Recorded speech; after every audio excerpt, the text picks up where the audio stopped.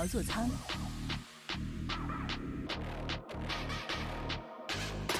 立体机械臂。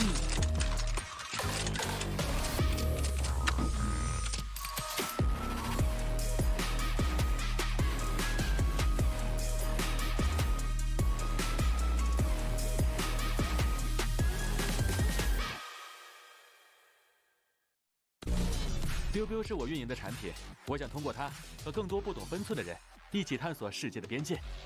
正是这些不懂分寸的人，也许他们不被理解，任性、固执，甚至疯狂。就是我。但如果没人去打破边界，谁又能玩透世界呢？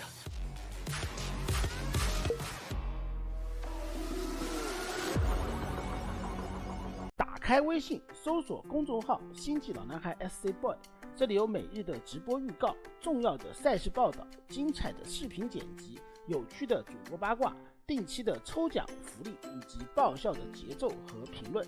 关注 SC Boy 官方公众号，365天每天更新，让你与20万猛男一起更便捷的享受我和黄哥给大家带来的快乐。不要告诉别人哟。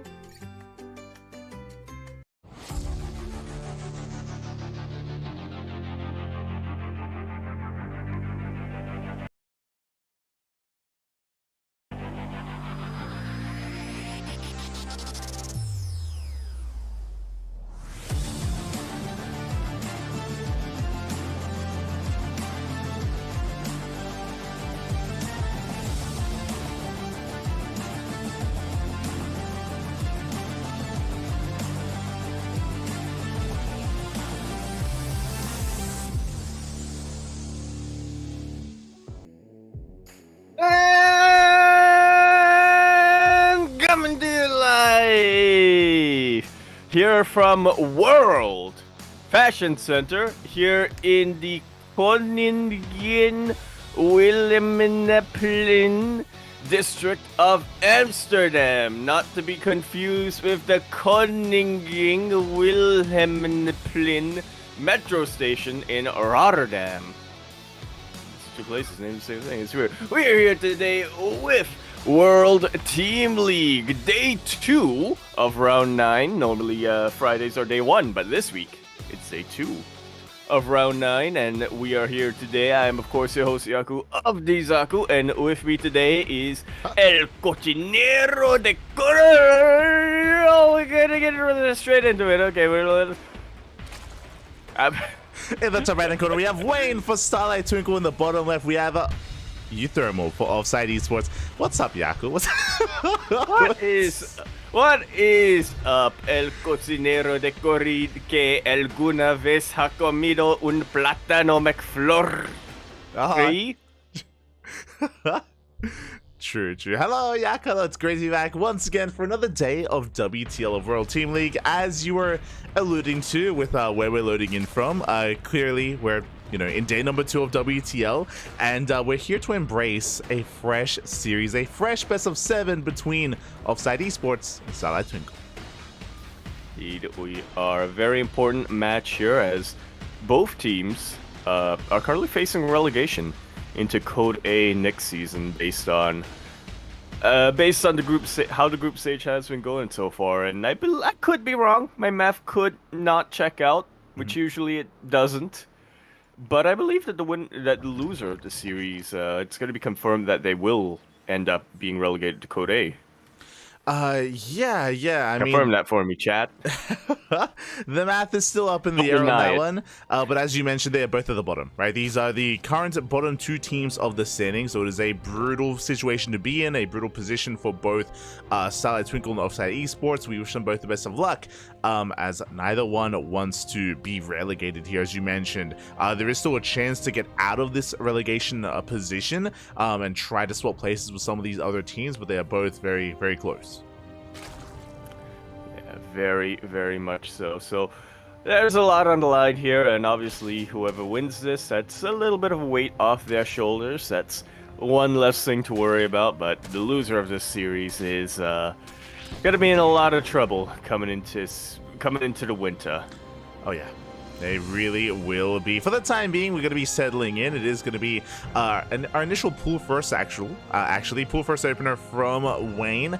Meanwhile, Euthermal is going to be playing his main race. As a reminder, Euthermal, Mark did often play random in the lead up to the start of the season, but like after a couple of weeks, he discarded that mantle of random, and he's been playing nothing but his main race, nothing but Terran ever since. Yeah. He found out the problem. He learned his lesson. Exactly. Never again, never again. Play your main race, Poppy. And he's been doing really well. Specifically, if you remember, he really impressed us with his TVT when he played against Oliveira. I would say that Euthermal's TVT is like borderline world class. Like map of Oliveira, didn't he? Yeah, it's definitely his best matchup. And I think he went to the ace match against Ryung during Kung Fu Cup this week. So again, like Euthermal, even taking map over Ryung, that says something. Yeah, Ryung, who has been known for years as the TVT sniper. Very few players who can consistently beat him in that matchup. Yeah, exactly. As we are going to be settling in for now, we do have our standard 1-on-1 follow-up here out of Euthermal. Third CC's on the way though, so it's 3 CC before Star Force. So economic start here out of Euthermal, not really embracing anything too crazy. I know that Euthermal, he's known for like memeing a little bit, especially on his YouTube videos, but that doesn't always translate to his competitive play. He does like to spice things up every now and then, but for the most part, he does thrive in, you know, some more standard play as well. Yeah, that's what he typically prefers, like you said, in a best-of series. He likes to meme quite a lot in his videos, but of course that's... A lot of those videos are kind of filmed in a ladder setting. Euthermal, more than anyone else I would say, is fully aware that you can't really quite get away with all those reliably when you're facing the same opponent multiple times in a series, so...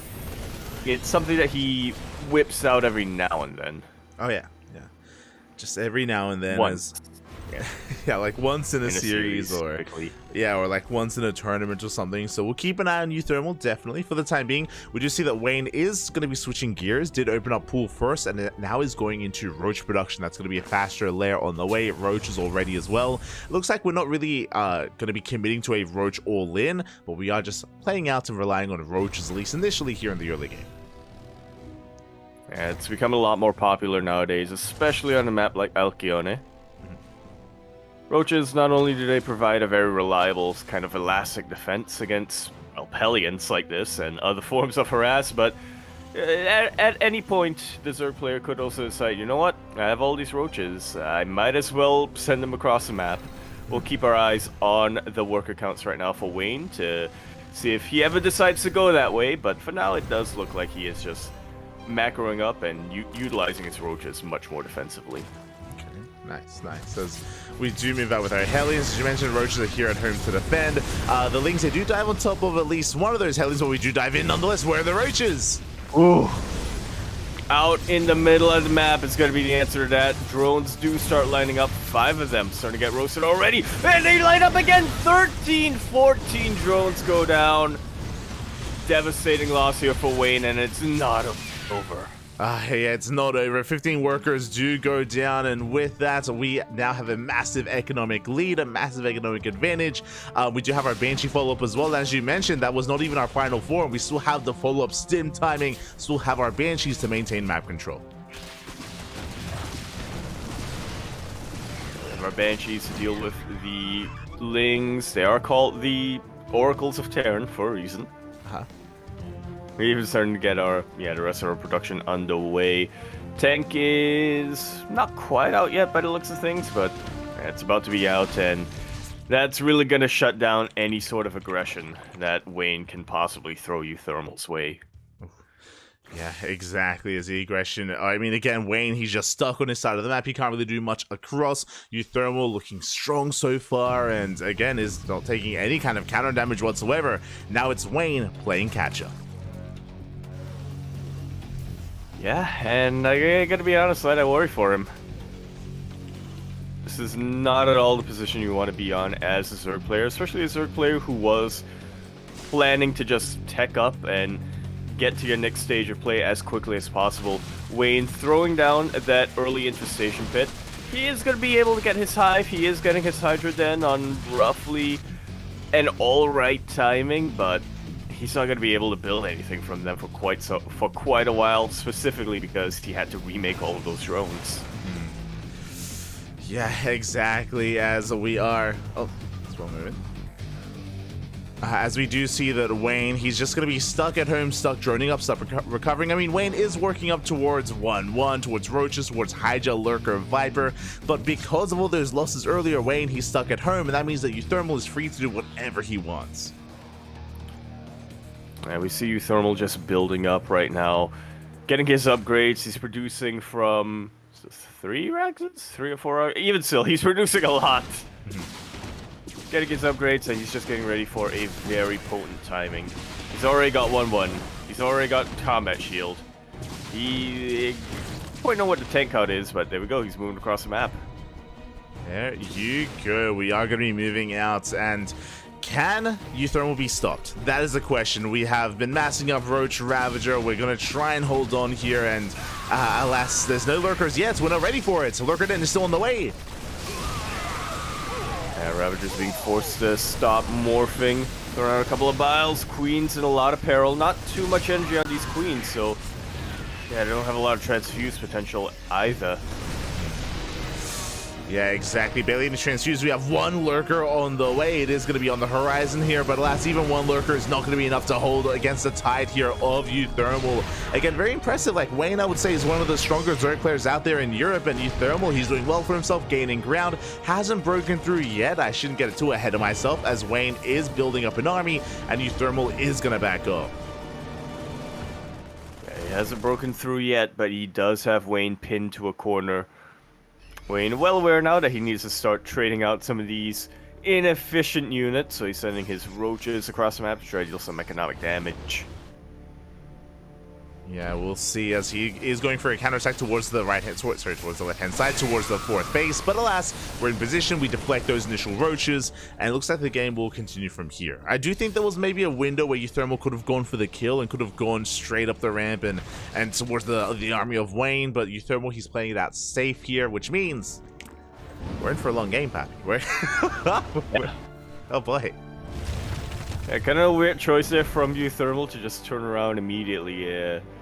And when I say turn around immediately, I mean literally turn around and retreat back to his home base. Usually I think we see Terran players kind of rotate a little bit, try to find, if they can't find an opening where they initially push, they try to find an opening somewhere else in their army. But yeah, Euthermal just regrouping, he's just going back home, sieging up his tanks, and focusing a lot more on multi-pronged drops at this point. Yeah, exactly. We're just going to focus on that drop plays you mentioned. We do have a drop towards the left. We have a Doom drop on the right-hand side as well. So we're going to try and pull Wayne apart. And alas, Wayne is a little bit out of position. The base itself is under fire. Oh. Viper's forced to throw out a couple of parabombs and blinding clouds, which will about force Euthermal to reposition, but it's not the best use of that energy, to say the least, especially when you have another army knocking down your door. Especially with the base still going down, right? That was a kill on the hatchery. The hatchery did full. Wayne, he's now on 3 bases. The Lings that tried to trickle on in. No Bailings, bear that in mind. The Lurker's not quite in position either. Euthermal is going to be forced back, but Wayne is now down a base. Like so.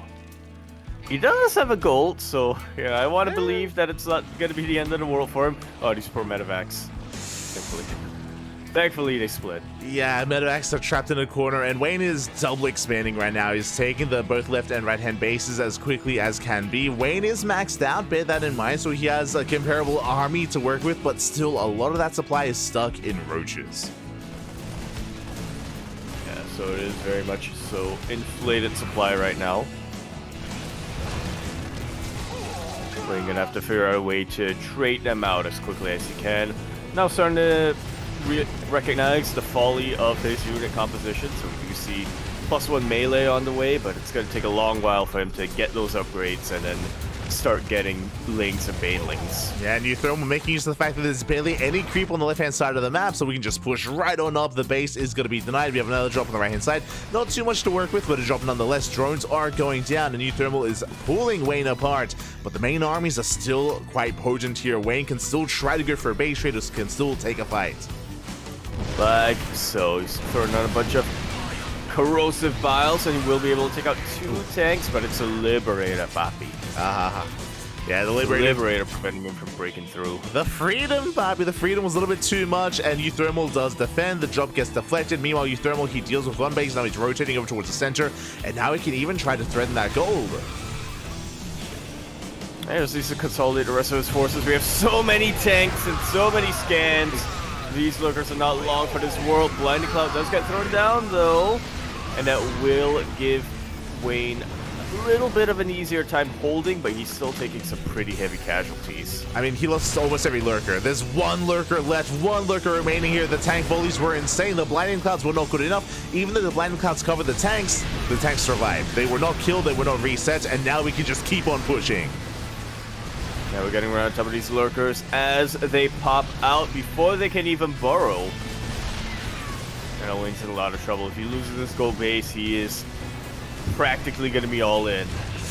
Exactly, as the gold base goes down, Wayne being knocked further and further back, and the creep is receding. Meanwhile, here come the Vipers. They do have energy once again. They get a Blinding Cloud. Yeah, there's still plenty of tanks in the back line, but taking out a decent chunk of those tanks gives Wayne a little bit of an opportunity. Euthermal, though, he's rebuilding those tanks 2 at a time. He's more than fine to lose a couple of tanks here and there, as long as he can still bloody the army of Wayne. That's the thing, right? Euthermal, he's not being stopped. He's not being slowed down. He just keeps on pushing. That's a lot of tanks, papi. Even with 1 or 2 Blinding Clouds, it doesn't even matter. It's just becoming too much. Now the tanks are starting to be split up very effectively as well. Wayne trying to go from 2 angles, and yeah, I mean, he's clearing up a lot of tanks, and I feel like he's trading a lot more efficiently than I expected him to, but even still, Euthermal has so much production behind him that it's very rare that we see this in a TBT, but Euthermal, the Terran player, is the one who can afford to trade it efficiently at this point. Oh yeah, Euthermal does have the superior economy here compared to Wayne, and as you mentioned, that wasn't a bad fight out of Wayne. He did kill like a good majority of the tanks. The problem is it still was not enough, and Euthermal is still just rallying everything across the map, and here we go, the Liberators have finally arrived. That's just about going to be the final nail in the coffin here for Wayne. We can see Euthermal barely has much bio, but he has enough to act as a buffer for the Liberators and for the tanks who are the real damage dealers. Exactly, and another base goes down. GG gets called, and Euthermal takes game number 1. Protoss fan, yeah. Yeah. Gonna be taking game number 1 with no ghosts, mind you.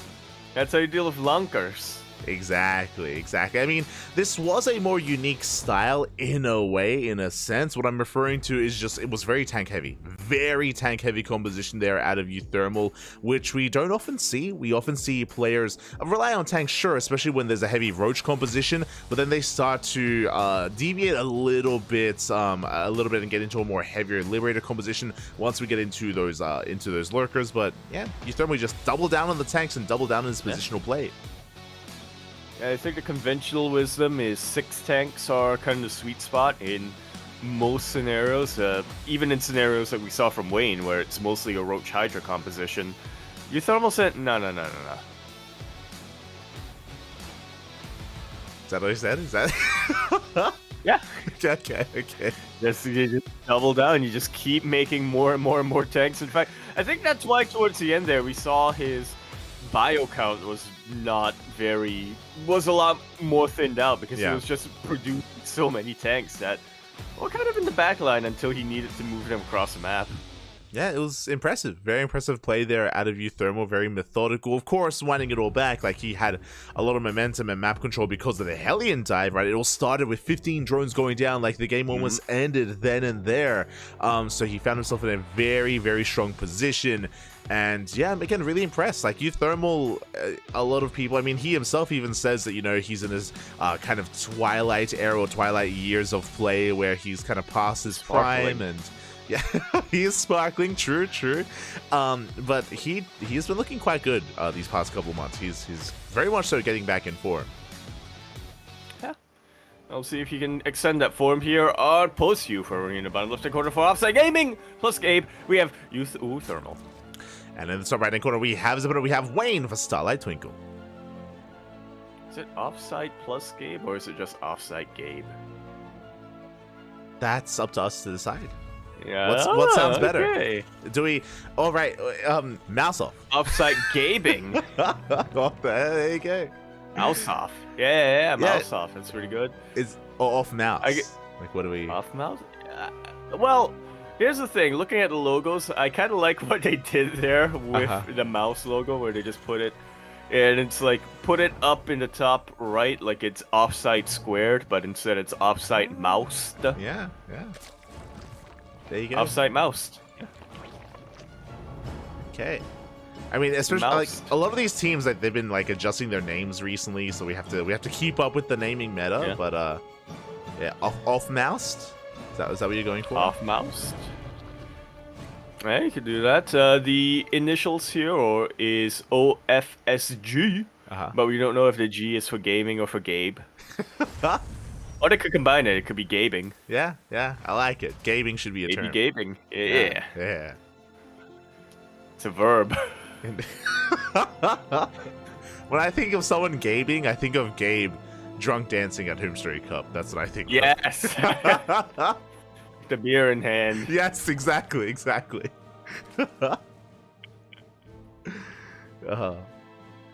But as we're settling into our next game, a big shout out to Jadolf in the chat for resubscribing at the start of the broadcast for 32 months.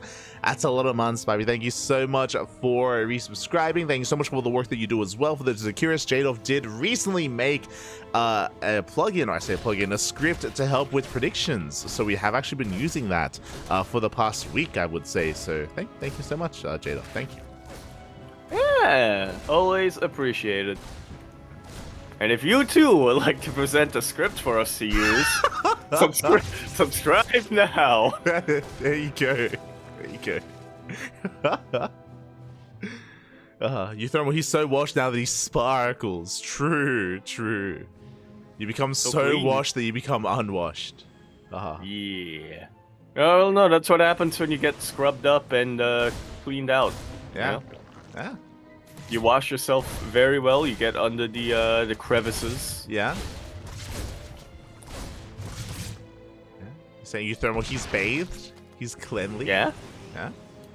It's good. Been hosed down. Yeah. Oh my god. God. Potentially. But we're actually settling into a really interesting game, as we're talking about our current game state here. You throw more up in the series. Wayne is going for 2-base lair.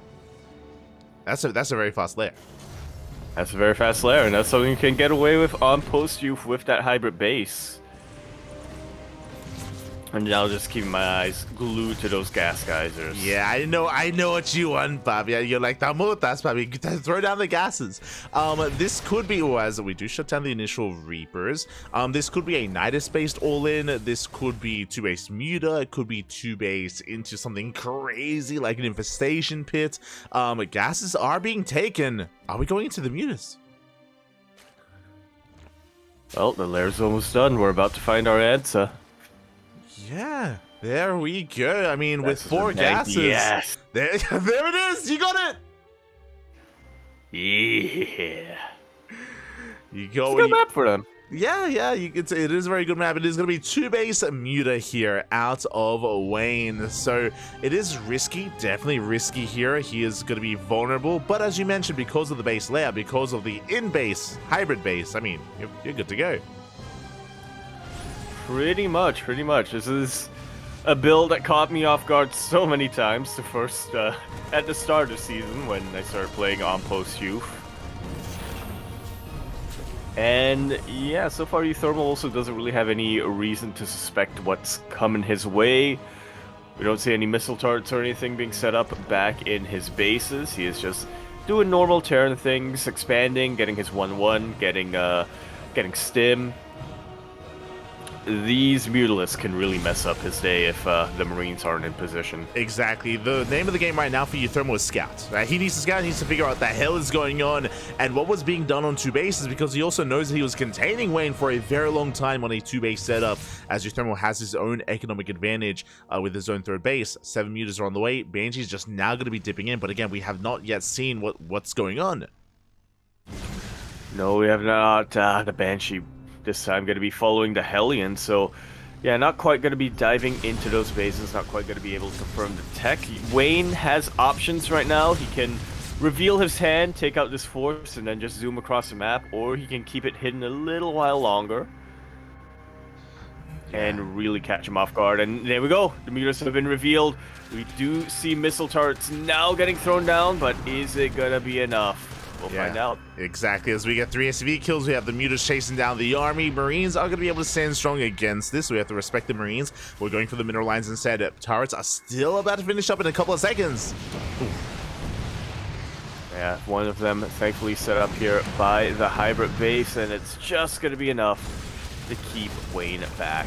Yeah, the mutas are deflected. The Lings will get some damage done on the low ground, but I mean, it goes both ways here. Like, the main base is looking quite well fortified here for you, Thermal. It doesn't take much at all to set up your defenses at both locations. But instead, we're diving on the main army.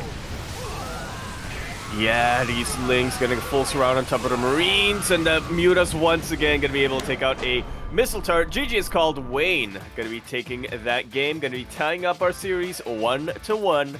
Finding back here for Starlight Twinkle. Yo, he's got places to be. GG, well played. Probably the ace of Offsite Gaming.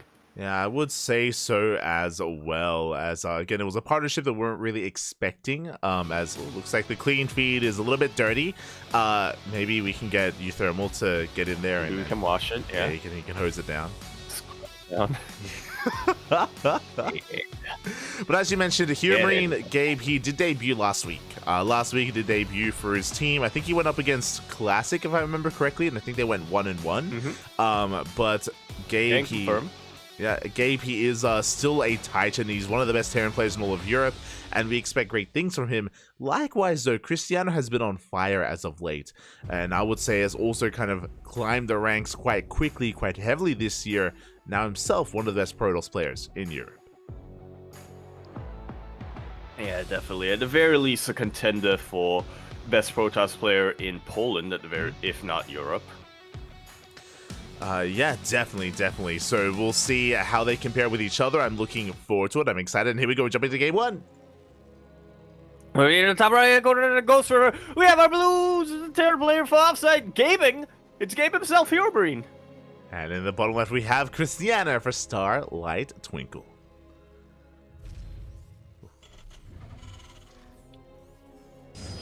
Such a huge pickup here for Offsite Gaming is Gabe. I mean, not exactly a free agent. You know, he's been on Mouse Sports for so long, but obviously he was also literally the only player on Mouse Sports, so never quite got to play in WTL with the changes in rules this season, where they are allowing kind of mergers with all these smaller teams, or they are allowing smaller players from smaller teams who can't compete in WTL to combine forces with some of these other teams to compete. There was a lot of speculation around Hero Marine, and yeah, here he finally is.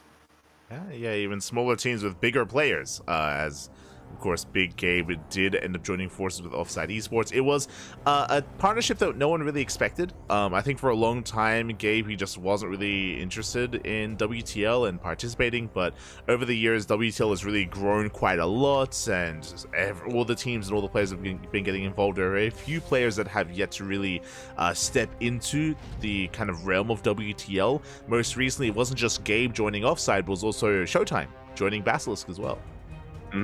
At the start of season, yeah.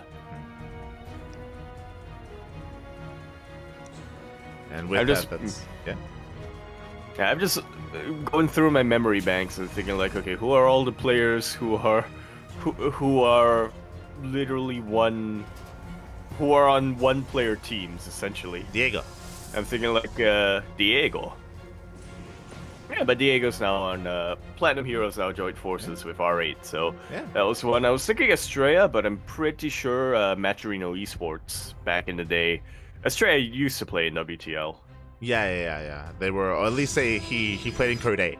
Matrino did play in Code 8 to right. make it into to try to make it into Code S. So hopefully we can get some players like Astrea joining as well in future seasons. For now, it's settling into our TVP. It's going to be Twilight Council as a take of choice for Cristiano. Meanwhile, here Marine opening up double gas, going for a delayed CC as the Reaper gets shut down. Doesn't get the full scout. Not quite sure if it was able to click on that warping in building just there, but yeah, even so, I like to imagine that Hero Marine is gonna play things out safe at this point. Yeah, I mean, with this double gas opener, we already have our initial Cyclone, we have our Starport on the way, Tech Lab as well on the factory. I'm curious if we're going to go for an add-on swap and go for a Banshee opener, or if we keep the Tech Lab on the factory, go for a fast tank into a tank push. So we'll see what is done exactly with that Tech Lab and how this all comes together.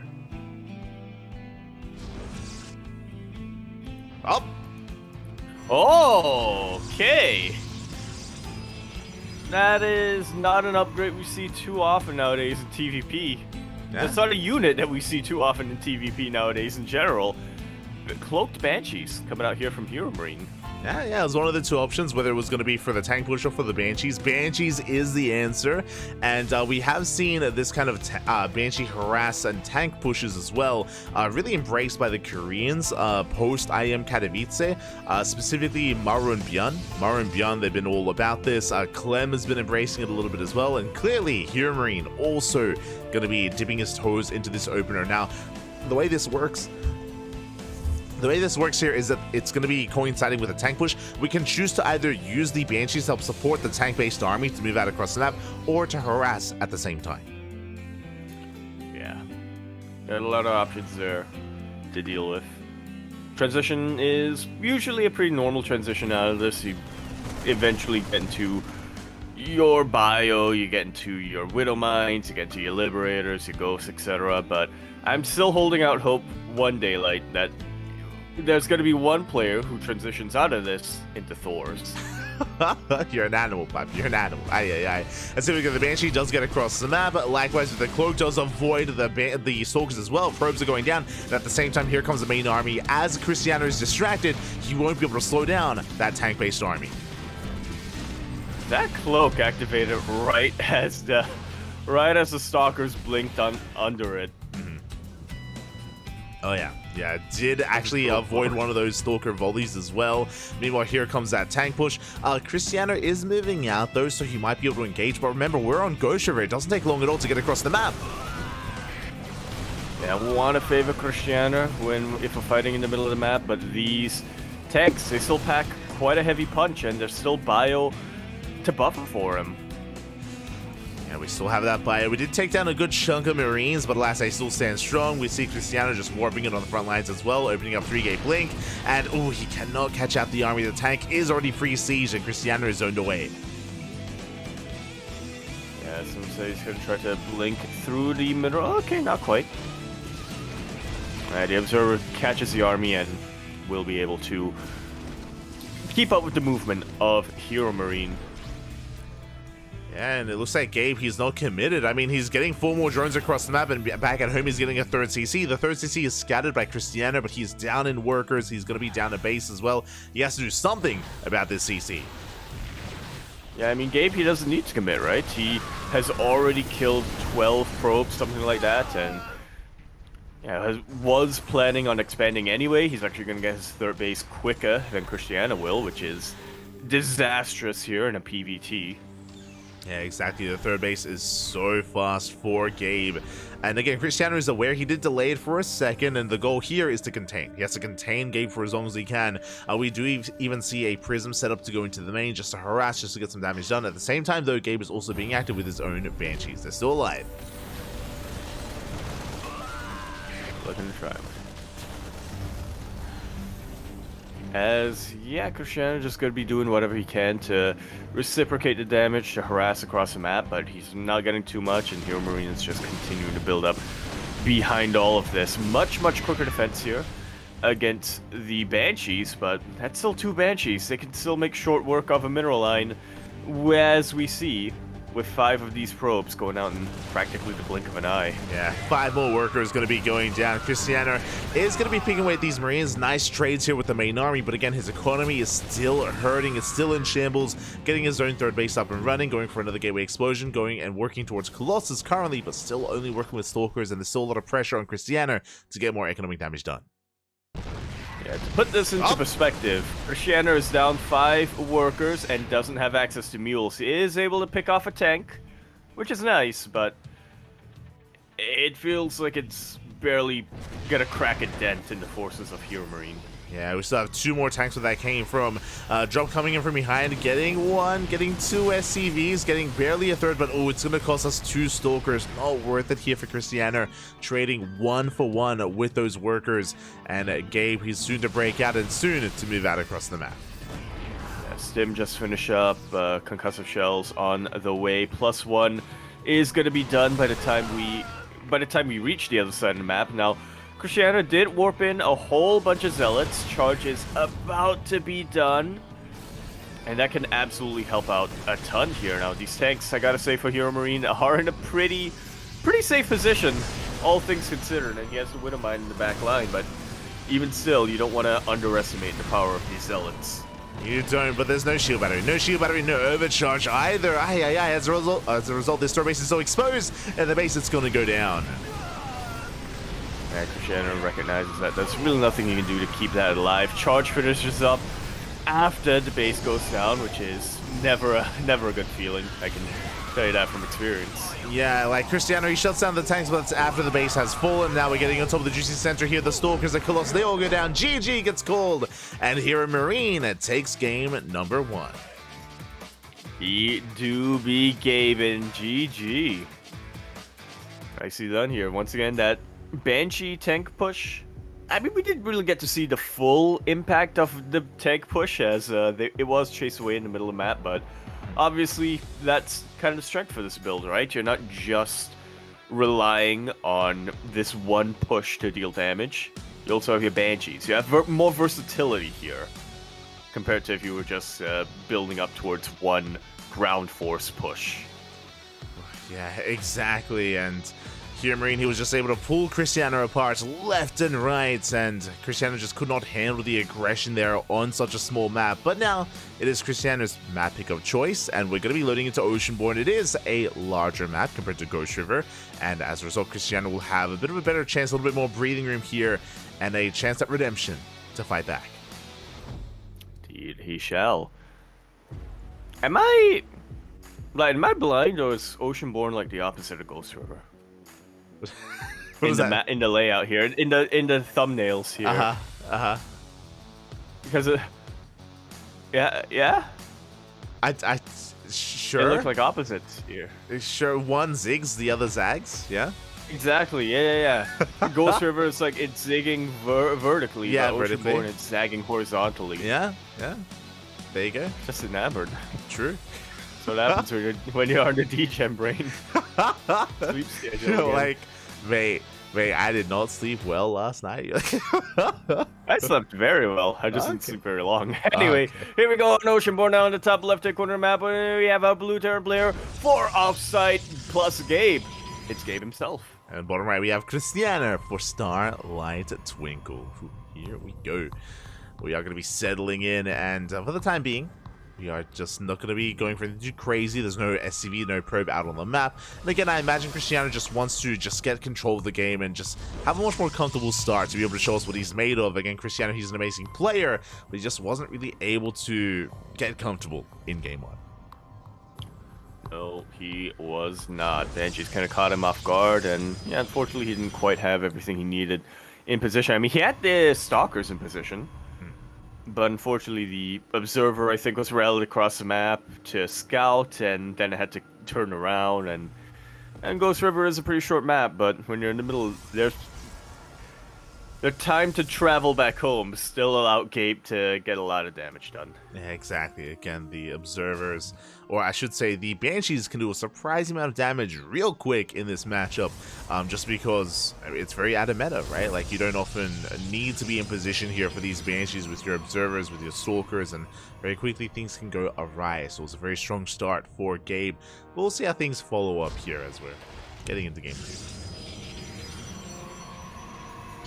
Yeah, like you were mentioning, you know, Oceanborn is kind of the opposite of Ghost River. So you When said think about it that way. It's a very large map, and it's one that it takes a lot more time for something like Banshees to travel, which is also why I can't imagine Gabe will want to go for the same opening as he did in Ghost River, but it's all speculation. We're keeping our eyes on the production tab right now to Yeah. see what happens. Exactly. As you said, Gabe, he is the best Zerg player in all of Europe, and now he's going to be out here off racing, and we'll see how he does. No, I never said that. I never said that. I said he was the best Zerg player in Brazil. Okay. After Eric. True. Not wrong. But we'll see where our players take us. As for the timing, it's going to be once again a double gas opener out of Gabe, going for a faster Cyclone. This can lead into a 1-1-1, and from there, you know, the world is Gabe's oyster. And once again, we have Cristiano opening up Twilight Gate. Yeah, once again, sticking to the standard and more versatile opening here that Protoss has. I have to wonder earlier on in game number 1 if, because Cristiano did go for a little bit more aggression, he did push out across the map with a Warp Prism, and I have to wonder how much of that was the fact that he felt pressured to push because Hero Marine did so much probe damage, and how much of that was actually his original plan from the get-go. Yeah, because as you mentioned, right, like there was just so much pressure on Cristiano, so he had to. Didn't find much damage, but I was able to pick off a tank and a couple of SCVs at least, so we'll see if he's able to replicate that success, even exceed it and do even more, and even minimize losses. For now, we see the Tech Lab was not switched to the Starport. Tech Lab stays on, and that is a fast tank out of Hero Marine. This time it's not going to be a Banshee push, this time it's going to be a tank drop. Yeah, once again, something we don't see too often in TVP nowadays.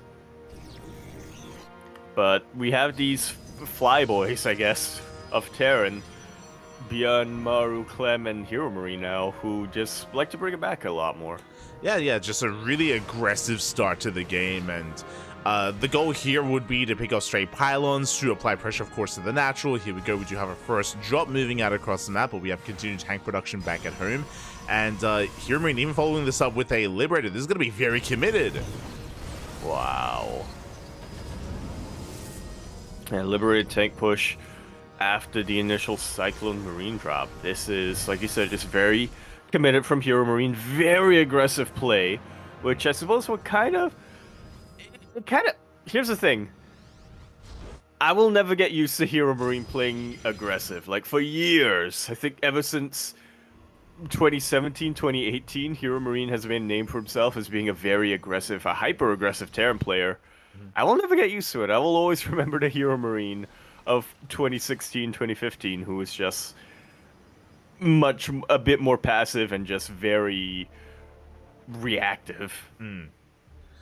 Yeah, it's a new game, and it's a new, experience here in WTL as well, and we'll see how he does perform. Meanwhile, Cristiano, I believe he opened up 4 gate blink. I believe he's got 4 gateways back at home, and he's moving out across the map, very committed himself. Hero Marine is still actually set up back at home. He has yet to move out completely, so he's ready for this. At least he has his tanks in position. Yeah, or does he? As of course, with no anti-air, it's very easy to just drop right on top of the tanks. One of them goes down. He may have another one in the back line, but it's going to take a while for him to get it in position like so. There we go. We warp in 4 stalkers at a time. We have a massive warp in here into the main base of Hero Marine. Once again, we dive in. Once again, we focus down the second tank. And with that, 0 tanks remaining. At the same time, we have a Liberator moving out across the map, but we are in position likewise, going to be able to focus it down. We're not without losing 8 probes. Yeah, but that is going to be the end there of Hero Marine's harass. Cristiano's harass, though, is still ongoing. 26 SCVs go down. And I gotta tell you, even with mules, that feels pretty dang game-ending. That is a lot of damage. 26 workers. Ay, ay, ay. Cristiano, he did take some losses himself, but he did reciprocate that damage. What I will say, though, is that Hero Marine has quite a large army, and now he's going for a counterattack. Now, there's a lot of pressure on Gabe to move out. Oh, no, he's not. He's main-arding the boys, which is kind of pulling them.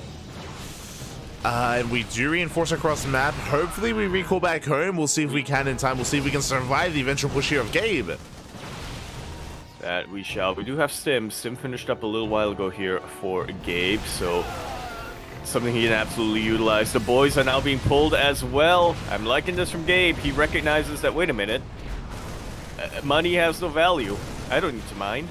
And he's sieging up in the natural. We're still warping in across the map. No defensive warp-ins out of Cristiano. He has nothing at home to defend. Yeah, he does not, and he's going to have nothing to warp in either as the gateways start getting depowered.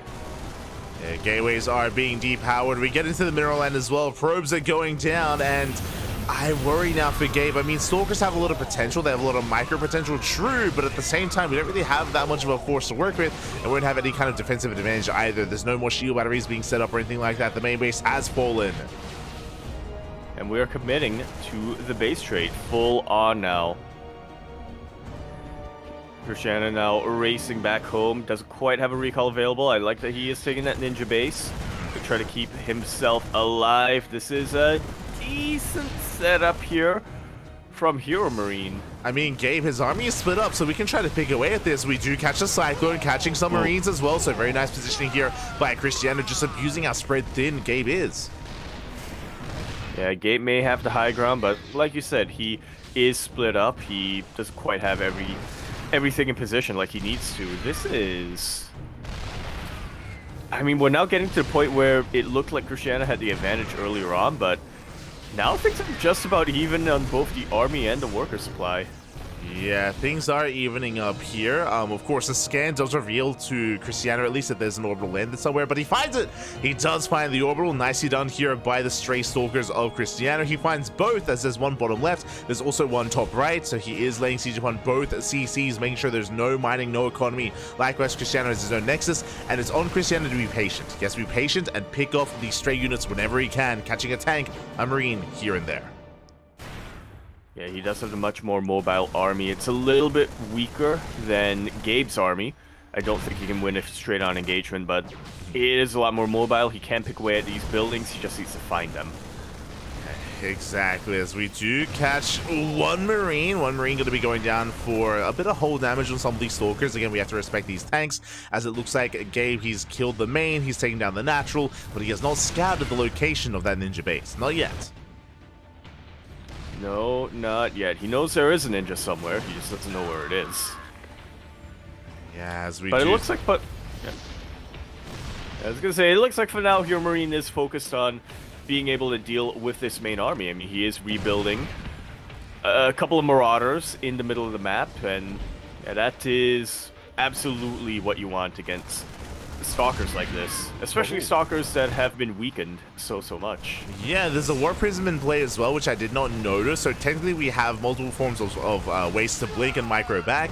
Alas, the Prism is not with Cristiano. It's not with his main army. It's across the map instead. So bear that in mind as Marauders have arrived. And these Marauders, they can add so much into the fight. That they can. Do we have concussive shells? I don't believe we do. Yeah, I'm not too sure. sure. So a little bit unfortunate here for Hero Marine, but even still, there's a lot of damage potential. Yeah, there really is, as it looks like Cristiano has found the production setup here of Gabe. Does force him to lift once again, buildings floating over to the main army. At the same time, Cristiano trying to poke in, and he will avoid the tank shots, but alas, we have the medevac, so we can top off those Marauders. Yeah, I can't believe that this one medevac has survived so long. Yeah. It goes to show just how seriously Gabe is taking this. He knows that the medevac is such a valuable unit for him right now. Not only can he top up his bio, but he can also have a lot of micro potential with his tanks. Yeah, he does catch two Marines, doesn't lose the Stalker yet, so nice control out of Cristiano. Is going to be pulling back at the same time. Hero Marine is looking for that final Nexus. He has not found it, not yet, and the Stalkers, they take a lot of damage. Yeah, starting to get very bruised up. How good is the micro? You don't have to siege up the tanks when you're only dealing with stalkers like this, when you do have a couple of marauders. But it's all about how well you can juggle with this medevac. Yeah, he's going for the final base. Oh, we snipe one of the tanks. Tank does go down. We're down to 1. And with that, I think Cristiano's going to find a lot of momentum to keep this going. Yeah, Cristiano, he's coming in from behind as well with that War Prism. Here, Marine forced to rotate back around. That one tank is so exposed. That one tank is really the backbone here of Hero Marine's army. He cannot waste as we're coming in from behind, and we will get some shots in. And this medevac cannot heal up the tank. Oh, no! Oh. Just not unsieged in time to juggle. The tank will go down. Hero Marine has lost his backbone, and he's flopping. He is producing Marines. He has an economy. He has production going, and Cristiano, I believe, is unaware. Likewise, Cristiano has not been making extra probes, so that's a bit of a slip up here from Cristiano. He's been mining this entire time, but has not been producing any extra workers. We can see Cristiano, he's finding some of these CCs, but there's 2 more out there that are mining. Up. Yeah, 1 orbital command gotta go down. It's not quite gonna be enough here for Cristiano. Here, Marine trying his damnedest to micro this as best he can, but he literally only has 2 Marauders and 1 Marine to work off of. Now, the barracks are up and running. Yeah. And Hero Marine has resumed production. That's what I mean. Like, Hero Marine has been mining this entire time. Cristiano has not. Cristiano, he just recalled over. In a head-on fight, Cristiano can end the game here and now. But the bunkers, they're about to finish up. We have to deny these bunkers and shut down this base. Yeah, we're going to be able to deny at least one of them. Or not. We're going to be able to delay at least one of them. Yeah, the Marauders are exposed. The bunker is seconds away from finishing up. We do pick off another Stalker. Bunker does complete. So far, nice control here out of Cristiano. Going for the kill, going for the bunker, and he is not losing a Stalker. Not this time. Up. Yeah, some really good control, some really good juggling coming out from Cristiano. Hero Marine trying to juggle as best he can, and he is keeping his Marauder alive. Yeah, the Marauder goes down. That was some crazy juggling out of Cristiano. Look how low the army is. He was so crisp with his micro there, with those Stalkers, with that. GG gets called, and Cristiano, he pops off. He takes down Big Game. Let's go.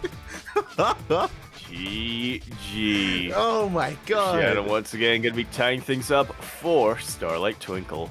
That was intense. That was some of the craziest Stalker micro I saw. In that final fight, he was avoiding so many Marauder shots, so many Marine shots as well, keeping like 6 Stalkers 1 shot away from going down. That was crazy. GG, well played. We tie things up 2-2. Nicely done here. Oh my god. Very weird game that we saw here on Oceanborn. It's a very weird game in general. This is why we always pull the boys. It was when we're down. Yeah, I mean Cristiano, he was ahead, you know, he was in control. He was able to just cripple the economy of Hero Marine, force the all-in, and force the base trade, essentially, I should say. And yeah, just some really, really clutch micro. Like, that's what it came down to. Cristiano, he had, what was it, like 10 Stalkers and a Dream. 10 Stalkers and Blink in a Dream. And yeah, he microed his heart out. That was beautiful. Yeah. Absolutely was there. It all came down to, well, I say it all came down, but towards the end there, after the base trait was initiated, it's all about those 2 tanks. All about those 2 tanks there for Hero Marine. That was one thing that was keeping Cristiano at bay, and leaving him idle for just a little bit too long ended up costing him big time. Mm-hmm. Yeah, exactly. I was also concerned because Cristiano, he wasn't mining properly. Or I should say, he was mining, but he wasn't producing. Like, he wasn't, like, trying to resaturate his base. Despite banking up minerals, he wasn't making any extra workers. So in a longer game, Hero Marine would win. He would just outscale Cristiano, which is why I was concerned if the bunkers would finish. One of them did, but Cristiano, he still was able to break through nonetheless. And yeah, that's, again, a really big win for Cristiano. There's a reason why he's the ace player of his team, even able to take it to someone like Big Gabe. And now we're getting ready for the final best of 2. Indeed, we are. Firefly versus Young Zest. Everything hinges on this PvP. If they can tie it up, then we'll go into the ace match. But if not, we're going to declare a winner. Yeah, here we go. It's going to come down to this PvP between Firefly and Young Zest. Firefly, of course, is a very, very strong competitor here. He's never one to count out. Firefly can be up against, I would say he can be up against Cyril, he can be up against Raynor, he can be up against Clem, he can take maps off of anyone. Yeah. He's beaten Clem. Yeah, he has. Maybe it was a 2-0 against Clem or something like that. Firefly, before Gabe came in, before all that speculation, Firefly, I would say, was absolutely the ace of Offsite Gaming. It's a little bit more in contention right now. It's a little bit more up in the air, but like you said, he's someone who you can never count out, somebody who can never underestimate, and I would say the favorite coming into this. Oh, yeah. Yeah, he is the favorite player. Meanwhile, for those that are curious, Young Zest has been around for a very, very long time. I don't think he goes by Young Zest anymore. I think he goes by Potato in game, but here we go. We're jumping in, and in the top right-hand corner, we have Firefly for Offside Esports. Over in the bottom left corner there, we have a red Protoss player from China. He used to be Young Zest, but now is Potato in game. And he also had like another name at some point. Yeah. Does have another name inspired by a Korean Protoss player. You're thinking of... Was it Rain? No. I was gonna say you're thinking of Jaedong Oz was another one who was also... yeah. Oh, right. Jaedong Oz was a Chinese Protoss player, but I don't think he was Young Zest. Yeah. He's another one, Pappy. He's another one. But we are going to be settling in. There's so many of them. there are. Settling into our PvP. Again, Young Zest has been kind of a rising star, but he kind of disappeared this past like 6 months, I would say. He was very active, especially last year. There's a reason why he name changed to Potato. That was around when everyone was name changing, when Oliveira was our IEM champion. It's when we had like Oriana as well name change, and Moku and Nanami Chiaki and all of them. But Oriana used to be Blooming, right? Yes, used to be Blooming. Yeah, you know. There we go. You know, Yeah. They're players. Yeah. You know them. But now we are going to be settling in, and I would still favor Firefly here, but there's a lot of hype around Starlight Twinkle here tonight. I mean, with Cristiano taking a map off of Big Gabe, suddenly we have a chance for an ace match. We can pull it off. Yeah, there's a lot of potential here. There's a lot of momentum that's been halted, I would say, from Offsite Gaming. I mean, that was a very huge victory here for Starlight Twinkle from Cristiano. So now things are a lot more up in the air. Young Zest, I think, might be feeling a lot less pressure right now, because he only needs to win one to force the ace. Oh yeah, really needs the one here. As for the time being, it's going to be Gate expands into Stargates. This is the setup. This is the dynamic we expect on a map like this. For those that are curious, maps like Side Delta, Amphion, and Post Youth all have ramps, which means it leads into this kind of opener, into mirrored builds, and this could be the beginning of Phoenix Wars. Yellow. Yeah, let's keep our eyes here on that production. As Young Zest and Firefly, I'm sure they encounter each other quite a lot on the ladder. I'm sure both of them are aware of each other. They've faced off a couple of times back in qualifiers for ESL Masters and things like that, but we'll see how this goes now as they play out a televised match. We shall see, as the Adepts are going to be dipping in. Phoenix production has begun. Again, for those that are curious, because of the opener, because of the perceived economic faster expansions, that's why we have our Stargates here to be safe, and because we scout each other. Phoenix production has begun, and this, as we mentioned before, could be the beginning of Phoenix Wars. We'll see if either player throws down a second Stargate. Is that Firefly Zealot now coming into... It is coming into Young Zest's base. Yeah, we're waddling in. Alrighty then. Well, not the biggest of deals. Thankfully for Young Zest, he does have these Phoenixes. He is able to lift up the Zealot and the Adept, so it doesn't actually take any economic damage. I think maybe one probe went down, which is pretty negligible, all things considered. Yeah, just some delayed mining time, as Young Zest had to pull away, but doesn't really lose much. Meanwhile, going to be losing his own Adept across the map. We still have not thrown down a second Stargate yet, but we are still amassing more and more Phoenixes, and we have to be very careful. If we lose one Phoenix too soon, too quickly, that could be game then and there.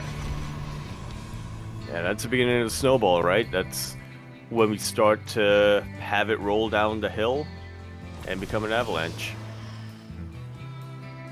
And there it is. There's a single Stargate on Snow the way. works, right? Yeah, that's how snowballs work. True. Yeah. They all eventually turn into avalanches. Yeah. They all eventually melt. There you go. Second Stargate's on the way for both Firefly and Young Zest. So it is, in fact, going to be Phoenix versus Phoenix. The Phoenix Wars. They've officially begun. Like so. I feel like we need a scroll, like a text scroll on the screen right now. Exactly. There's a trade disputes on Naboo currently going on. Does it have in? Ooh, gonna be bleeding out of Phoenix though. Uh-oh. And not too ideal here for Young Zest. Firefly as well, kind of potentially sneaking out. Yeah, I'm keeping my eyes on the mini-map. I want to know what that probe's up to. Now, obviously, he can't quite afford to right now, as he just needs to continue building up his Phoenix count. So that is going to dip into his expansion budget, but we'll see. Yeah, right now Young Zest is in a lot of trouble. He's down to Phoenix because of that earlier loss, so Firefly has a massive advantage. Despite that, there is still the defensive advantage we have to be careful of, as we're going to be able to reinforce that much faster on Young Zest's side of the map, so we have to be very wary of that fact. Shield batteries on the way. Overcharge can play a factor as well, but the shield battery is not done yet, and we are diving in. Yeah, oh, not quite. Able to get that Adept through. We're camping the production. We're camping that Stargate. We're trying to snipe the Phoenix as it does pop out. Likewise, Young Zest also massing up his own Phoenixes. Up. You can see these two players just clicking rapidly, right-clicking rapidly on their Phoenixes, and you can imagine how that looks. I do like this from Young Zest, flying across the map to try to catch reinforcements, but yeah, unfortunately Firefly was on top of things. The Adept is able to slip through, but it's only one Adept, so there's a shield battery. It shouldn't be able to get too much done. Doesn't get much done. Fleet beacons on the way for both players. I believe Firefly did pick one off. Because of the faster fleet beacon from Young Zest, Firefly now has a 2 Phoenix lead. We've got 11 to 9, I believe. So once again, a nice advantage here for Firefly. Only if he can make use of it, though, because that faster Phoenix range can, of course, benefit Young Zest.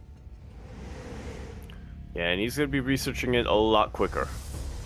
Fleet beacon not quite done yet for Firefly, so there's a tiny window that Young Zest can utilize, especially if he starts chronoing that fleet beacon. Oh yeah, the fleet beacon is being chronoed as we speak. Third base on the way for both players, both Young Zest and Firefly, and we're still just massing up Phoenixes. We're still avoiding any kind of big confrontation. There is going to be a window with Phoenix range, and if Young Zest realizes that he has that window available, once it finishes, he should move out across the map and try to outmaneuver Firefly. Here we go. Phoenix range about to complete, 12 seconds away. And now we're seeing the maneuvers. Now he is starting to move down across the map. I said across the... Yeah. There we go.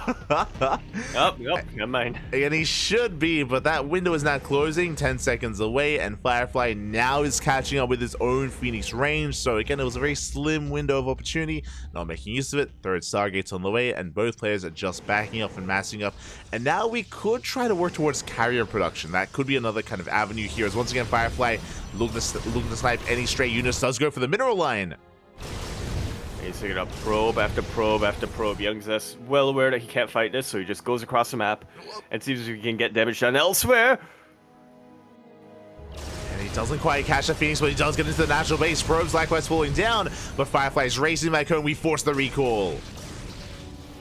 Yeah, what? Actually, no more Phoenix is going to be going down here for Young Zest, but even still, that was a better trade for Firefly.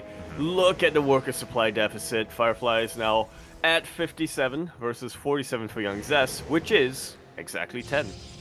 Yes, we do have a big economic lead for Firefly, but here comes the mothership. And here comes another big window and another big timing. What does the mothership do? It does allow you to cloak. And right now, there is 0 detection for both players. So this mothership timing, where we can dive in, cloak the Phoenixes, and overwhelm the opponent, is massive.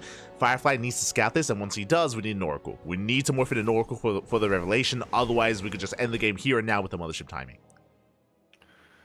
Yeah, we'll keep our eyes peeled on that. I mean, Firefly does have a lot of Phoenixes, but they don't really do a lot of damage against motherships, against any sort of armored unit, really.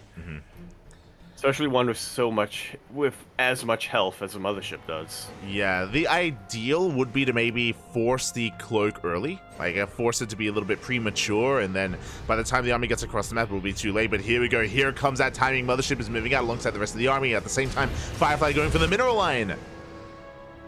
And Young Zest does not respond. He knows that he cannot. He could potentially save the mineral line, but that's not his win condition right now. His win condition is to just go across the map and take out as much as possible. Utilize his mothership to as best he can. Yeah, right now the win condition is to kill these workers and camp the production. If we can camp the production, then oracles cannot be produced, and then of course the Phoenixes of Firefly cannot engage the army of Young Zest. Like so, we do see an oracle now in production for Firefly, but again, it's in production. They are in production, and not out just yet. And there's also no other. The rest of the army is also cut off here. Young Zest just going to camp the production, actually splitting up his forces, which I'm not sure how ideal that is right now for him. Firefly not going to be recalling. Yeah, the thing is, like, he can see Firefly's army, so he knows he's safe. As soon as he sees on the mini-map that the army comes back home, he has to bring everything together, right? Like, we can't get away with that. As we came to the production, oracles are going down. No revelations being used. Again, still no detection. And that means that I want to give the edge to Young Zest here. I know Firefly is up in supply right now, but that's only because his workers are still mining, his workers are still alive, and they're all about to go down. Like so. Well, he recalls! Yeah, recalls into the main base, actually takes out a decent chunk of Phoenixes over here. Yeah, half of the Phoenixes, actually. Yeah, my God. He did it. He recalls in time. Young Zest was not paying attention. He lost half his Phoenixes. It was off camera, but it did just happen, and now we have to recall the hell out of here, and now Firefly has an economy and has a massive Phoenix lead. That was such a patient play as well here from Firefly. Was worried for him. I mean, he took out 60 workers, which was good, but then he kind of hesitated. He kind of hovered outside of the natural base of Young Zest for quite some time. Once Firefly realized that, hey, Young Zest is focusing a lot more of his attention on my natural base, now I can recall, now I can deal with half of his Phoenix count, and now there's nothing on me. This mothership can literally do nothing right now. It doesn't have cloak available, and it's on half health. Exactly. With that, Firefly has done it.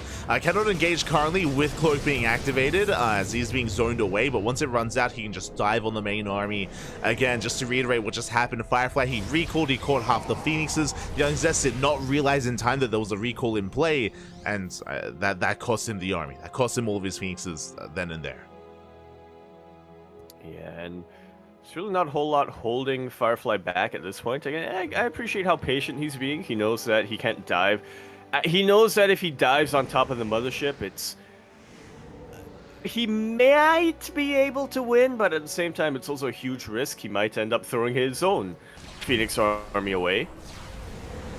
And so he just wants to make sure that he doesn't want to throw away his lead. He just wants to make sure that when he does dive on top of his army, he can dive in with the certainty of winning. Yeah, exactly. With confidence, but with confidence, as he has almost double the Phoenix count of Young Zest. He could try to go for his own mothership or try to get into his own carrier. There it is. Mothership is on the way for Firefly, so he's just being as secure as possible. He doesn't know how ahead he is. He doesn't know exactly how little mining there is for Young Zest, so he's playing it safe. Doesn't want to throw it away. Yeah, when you're ahead, just keep getting ahead, and when your opponent has a mothership, get your own mothership. Yeah. There you go. Wise words. Yeah. Who said that?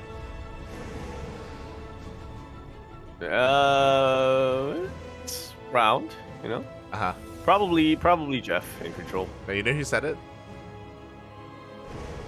Rain. I do. Rain.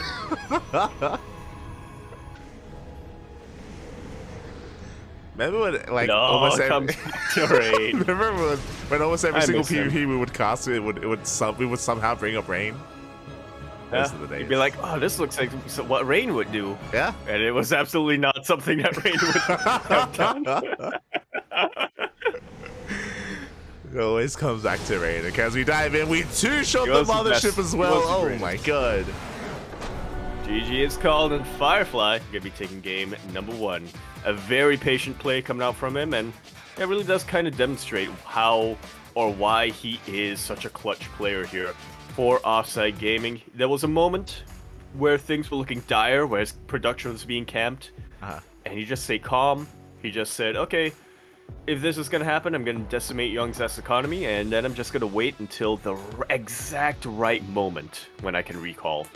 GG, well played. Exactly, that recall was so clutch. It was the game-winning move. Meanwhile, I don't want to call him out too much, but looking at the cams here, looking at Firefly, I've seen this before, mate. As a fellow DGen, that is some room. That is some Oh, solid it is hair. Yeah, that is some solid bed hair. Like Firefly, he just got out of bed. Yeah, like I don't want to call anyone out here. I get the message. Like I see. But yes, I noticed it with you too. I noticed it. Like this morning when we actually could have our cams on. Oh, I say this morning. I mean 2 hours ago, which was when I woke up. Oh no. The TE-gens. TE-gens. Like this is. Can you really say that you're playing StarCraft if you're not on that DGen schedule? Think about that. Exactly. Really, he knows his priorities. Okay, we don't need to, you know, get out early and, you know, embrace the sun. No. We got StarCraft to play. Yeah, this is priorities. You know, it's best to start your day with the match, right? Yeah. Because then things can only go up from there. Oh my God.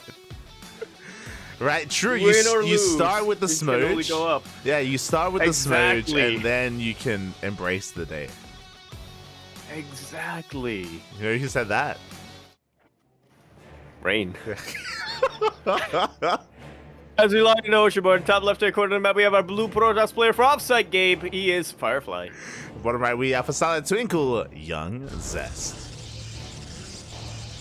Here we go again. We did embrace Phoenix Wars in the last game, but this time we should be seeing some standard openers, some 2-gate openers, because there is no ramp coming into the natural. Yeah, we should be seeing things a lot more defensive here coming out in our PvP. Is that like a little Nintendo? It looks like it, yeah. It looks like one of those like mini systems where it's like... I know there's one that's being sold now, which is like... It is licensed, technically, but it has, like, indie games on it. So it doesn't have, like, old games. It's not, like, an emulator thing or anything like that, but, yeah, there's one of those, like, mini consoles that you can buy nowadays that is loaded with indie games that I think the indie devs have to, like, you know, set it up. They have to register and whatnot, but... Yeah, that's the cool thing. It's a handheld. I don't remember what it's called, and I feel so bad about it, because it's such a cool concept, but... it is something. These, like, mini consoles are becoming... pretty common nowadays. Yeah, I remember a couple of years ago there was the official Nintendo did it where they sold like little mini NESs and SNESs where they had the ROMs of all their old like titles on it. Yeah, they did one with Zelda where it was like they had Zelda, the original Legend of Zelda, Zelda 2, and I think Link's Awakening. Pre-install that. I don't know why I was saying like a couple of years ago they had like the emulators when literally Nintendo years ago before I was born. They started this with the whole Game & Watch thing. Yeah, there you go. The whole Game & Watch handhelds, yeah. They were ahead of the curve. Yeah. They were streets ahead. Speaking of streets ahead, Firefly throwing on that proxy Stargate. Let's go. We do have the proxy Stargate across the map. Not going to be an all-in, just a harass. Yeah. And we'll see if what he's able to get done with this. Young Zest, unfortunately, not rallying that. Okay, he's rallying it. Yeah. He will be able to scout. Beautiful. Zell's moving out for that scout, as he did notice that the pylon was missing with the probe scout, so was aware that something was wrong. It could be a real, could be a fake proxy. No, he re-rallies! No! Yeah, young Zest, he had it right, he had it on lock, but alas, he does doubt himself. He re-rallies that Zealot. He will not scout the proxy. Now, as a reminder, again, as you mentioned, this is not an all-in out of Firefly. This is just a way to get an economic lead, an economic advantage, but the problem is that young Zest has no idea. That's a Phoenix! It's gonna be that much more vulnerable. Phoenix is coming out from Firefly, which...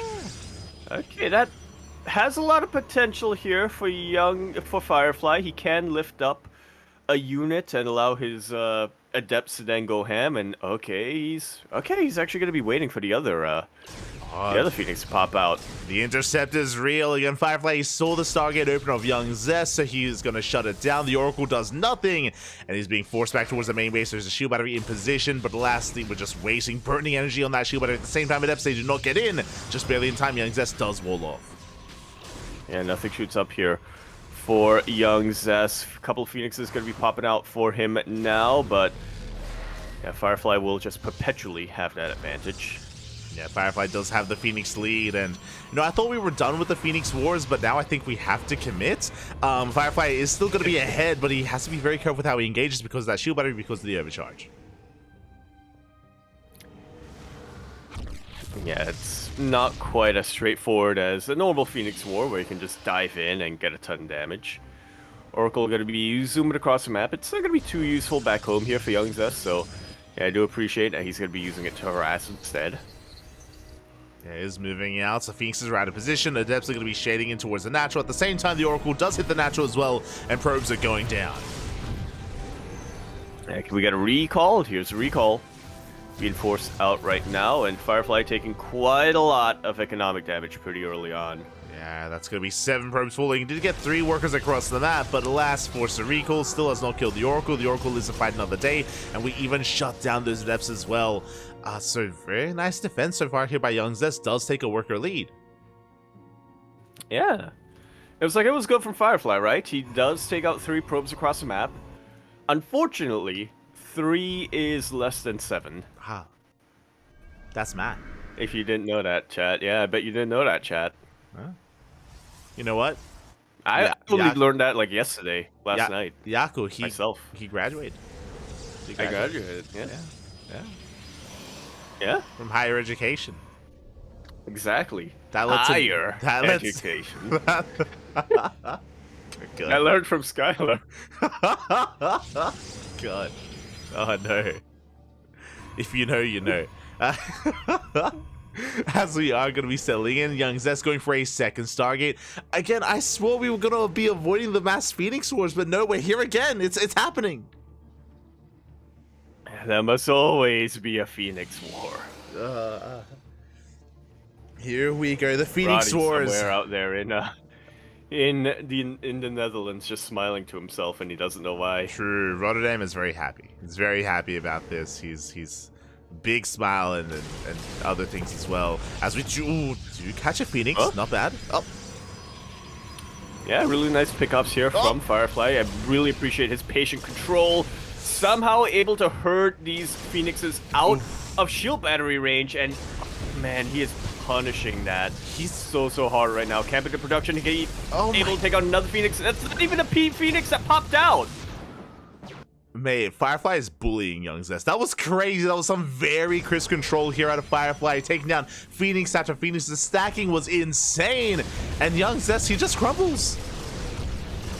Yeah, he doesn't have enough to fight back against all of this. Firefly, he has enough to one-shot these Phoenixes despite the shield battery, or two-shot the Phoenixes despite the shield battery, and that's very fast attack rate on these Phoenixes as well, so two-shotting doesn't take a lot of time whatsoever. GG is called, and Firefly, the clutch player for Offsite Gabe, is able to win this for his team.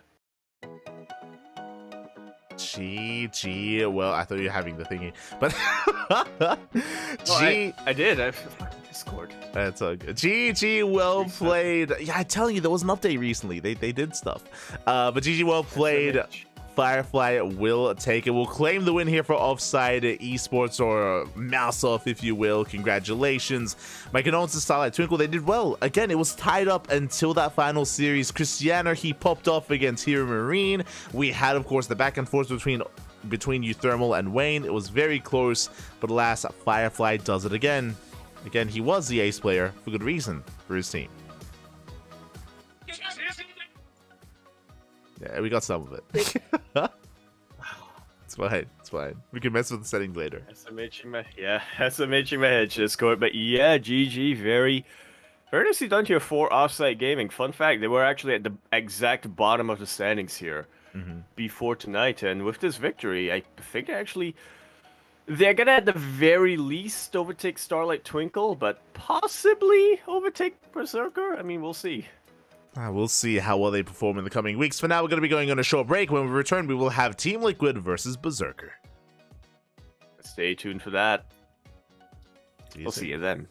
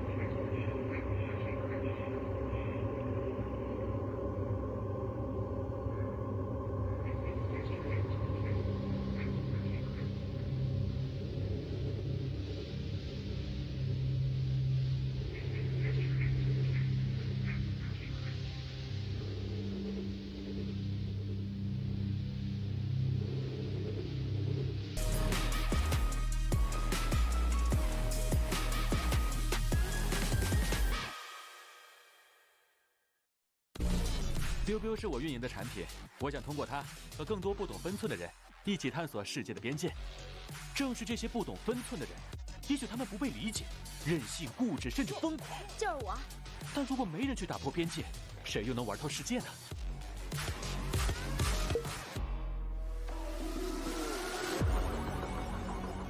打开微信，搜索公众号“星际老男孩 SC Boy”， 这里有每日的直播预告、重要的赛事报道、精彩的视频剪辑、有趣的主播八卦、定期的抽奖福利以及爆笑的节奏和评论。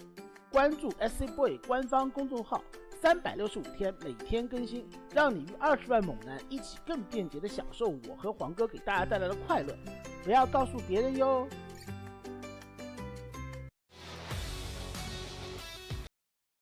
Sure, it's a chair. It's a chair. It is a chair. We're back here with our second match of the evening. Going to be Team Liquid versus Berserker Esports. A matchup that I don't think is going to be quite... I mean, just looking at the standings, I mean, it's not quite as close as Offsite Gaming versus Starlight Twinkle, but it's also why it's a much more important match here for Berserker than it is for Team Liquid. Exactly. It's one of those things where Berserker, they're fighting for relegation. Meanwhile, Team Liquid are fighting for overall playoff standings. Both have meaning, but one a little bit more desperate than the other here. So we'll see if Berserker can bring it all the way back here. We have our lineups. It's going to be Cure versus Battle B, Skilless versus DNS, and Mana versus Gung Fu Banda. Oh boy, here. Yeah, I mean, we can look at the ELOs right now, and we can look at the standings, and we can probably tell that, yeah, Berserker is definitely the underdog coming into this. But I will say, here we are expanding into Alkione over here in the bottom left corner. We have a blue terror player for Team Liquid. It's Cure. And it's top right. We have for Berserker, Battle B. Okay, and what I was going to say is that looking at all these three players from Berserker Esports, they are players who have proven in the past an ability to be able to punch above their weight. They've been able to take maps off of some of the top players in WTL, and they have been able to clutch out a couple of victories here and there as well. So I do think that Berserker Esports has a chance coming into this, but it's still going to be tough. Oh yeah, it's still going to be an uphill battle, but as you mentioned, they have shown that they can definitely take maps and contest against the best players out there, so we'll see if they can really turn it on here and now. As a reminder here, it was at the start of the season where Battlebee went 1-1 against Spirit, and DNS went 1-1 against MaxPax. So for comparison, I mean, Spirit and MaxPax are some of the best players in all of Europe, and both DNS and Battlebee were able to contest against them and even show off and be comparable to them even as well. So they've done it before, but they need to do it again. Yeah, they need to do it again now, and then possibly two more times. Well, I mean, that depends, right? I think that might be a shot here for Berserker to just scrape it into the playoffs if they win tonight, and if they're able to win their final two matches after this. But I mean, obviously, that's a lot easier said than done. Yeah, there's no more room for error. That's the problem right now. There's no more room for error here for Berserker. Meanwhile, Team Liquid, they have some wiggle room to work with. And of course, I'm sure this will take this very, very seriously as well. As we're entering our TVT, for the time being, it's going to be double gas openers for all around mirrored builds here between Cure and Battle B. Here we go. Cure and Battleby as well. I do think... I normally, when I think of them, I picture some of the more standard Terran players in the scene right now. Cure especially, I think, has kind of taken up that legacy from players like Innovation and whatnot. But Battleby also displaying a lot of... also showing off a lot of standard play, not quite as... He's not quite as stylistic as a player like, say, Euthermal, who we saw earlier tonight. Yeah, I would definitely agree there. Battleby is not like overly cheesy or overly macro-oriented either. And yeah, because of that, he can maybe at times be a little bit more difficult to look up on and try to research as well. So that's why I'm always curious to see what Battleby has to offer here. Likewise, Cure. I mean, they're similar to each other in that respect, where they're not necessarily known for anything too heavily. I mean, I say that Cure was known for like 3x Marine in TVP for a while, I guess. True. Always doing that no matter what. Yeah, he was also known for kind of embracing the Cyclone a lot more than the other players. True. You know, I don't know what's wrong with him, but he was a player who embraced the Cyclones. Like, a lot of people did that back in the day, or earlier this year, I should say. Yes, but I feel like Cure did it willingly, right? He was happy to embrace the Cyclones, as opposed to players like Gumiho and Gabe, who begrudgingly embrace Cyclones. You're not wrong, though. You're not wrong. Did embrace them back then. I mean, it feels like so long ago, but it was still this year, which is crazy to think about, like just how time flies and how the meta does shift over time as well. But for now, we do see Battle B threatening the main base. He can, of course, dip in. At the same time, Cure going for his own drop across the map. That's made me realize that we're more than halfway through the year. We are. Oh my. Roach. We are getting old, Pappy, as the drop does come in. Marines are in position somewhat, but Medevac is under fire, and Curie's breaking through. Up the Medevac! Will go down here for Battle B, and that will hinder a lot of the map control potential here for him. Cure gonna continue to try to get stuff done. He hasn't lost much. He's only lost a single Marine so far in his drop. Yeah. Very efficient trade here. One Marine going down. Meanwhile, he gets a Medevac, gets more Marines as well. He forces Battle B all the way back home, and he gets a full scout as well, confirming the 1-1-1 follow-up, confirming the researching on that Raven. And we do see a third base on the way for Battle B. Meanwhile, Kira is moving out with everything he's got. Yeah, he sees an opening, and he is going straight for it. He's going to try to pin Battle B down into a corner. We have 2 tanks now set up, and the Cyclone's gone. Yeah, for Cure, so that definitely helps out a ton.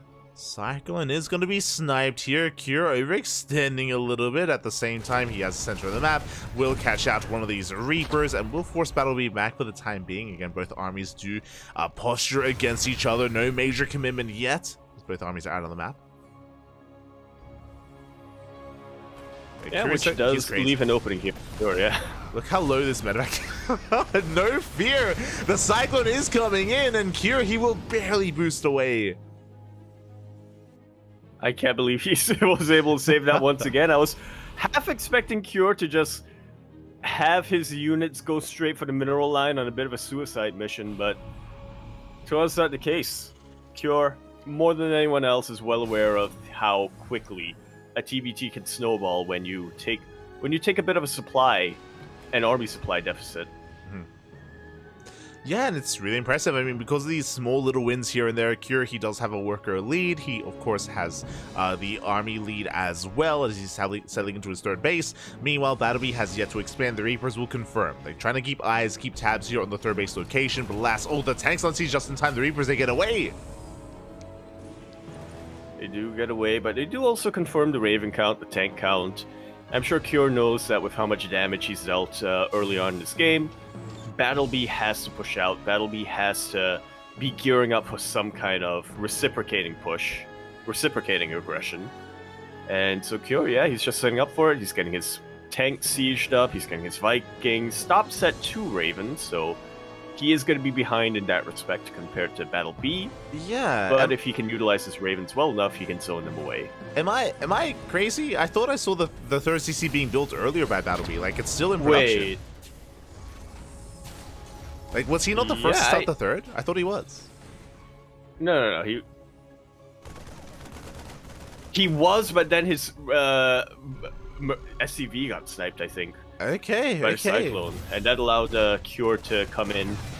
Yeah, and finish up his CC a lot quicker. Yeah, I think the CC of Battle B was left idle for a little bit longer. We didn't get to focus on the main base, but it looks like that's the case because this third base feels really late. I know it was delayed, but it feels even later than that. So it's just now being landed. Cure, meanwhile, on full 3-base saturation, looking strong.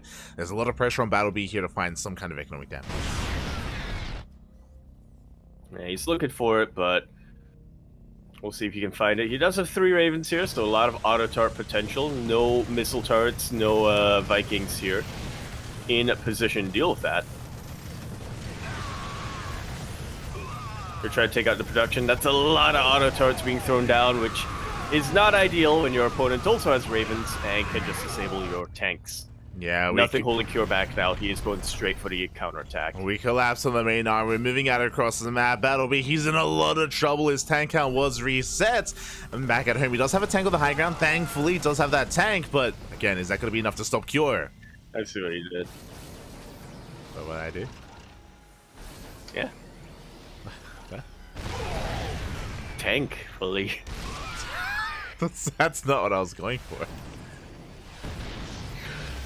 As Cure now with the map control, he's just waiting up a little bit longer for his Ravens to get their energy in place. Here's the interference matrix, and here comes the stim. Yeah. We're stimming on in. We focus on both those tanks, and now there's only Marines left. Alas, Cure can still just pushing forward and just choke Battlebee out. Without any tanks to speak of, how can we hold on? One tank just now coming up, but Cure's within range. Like so. Marines starting to go down. Liking the Marine split here from Cure as well. Actually, tanking a shot here from Battlebee's one tank and allowing his own tanks to get a couple more volleys in. Disable, gonna be the nail in the coffin there. GG, Cure takes game number 1. GG, well played. Cure looking strong there, just harassing, multitasking in the face of Battlebee the entire time.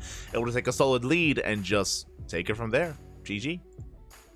Yeah, very nicely done here. Very solid game number 1 here coming out here from Cure. I think it's about what we expected, but now we're keeping our eyes peeled on that TBD. Map 2 graphic as Battlebee of the thinking face. He's considering very carefully what his next map should be.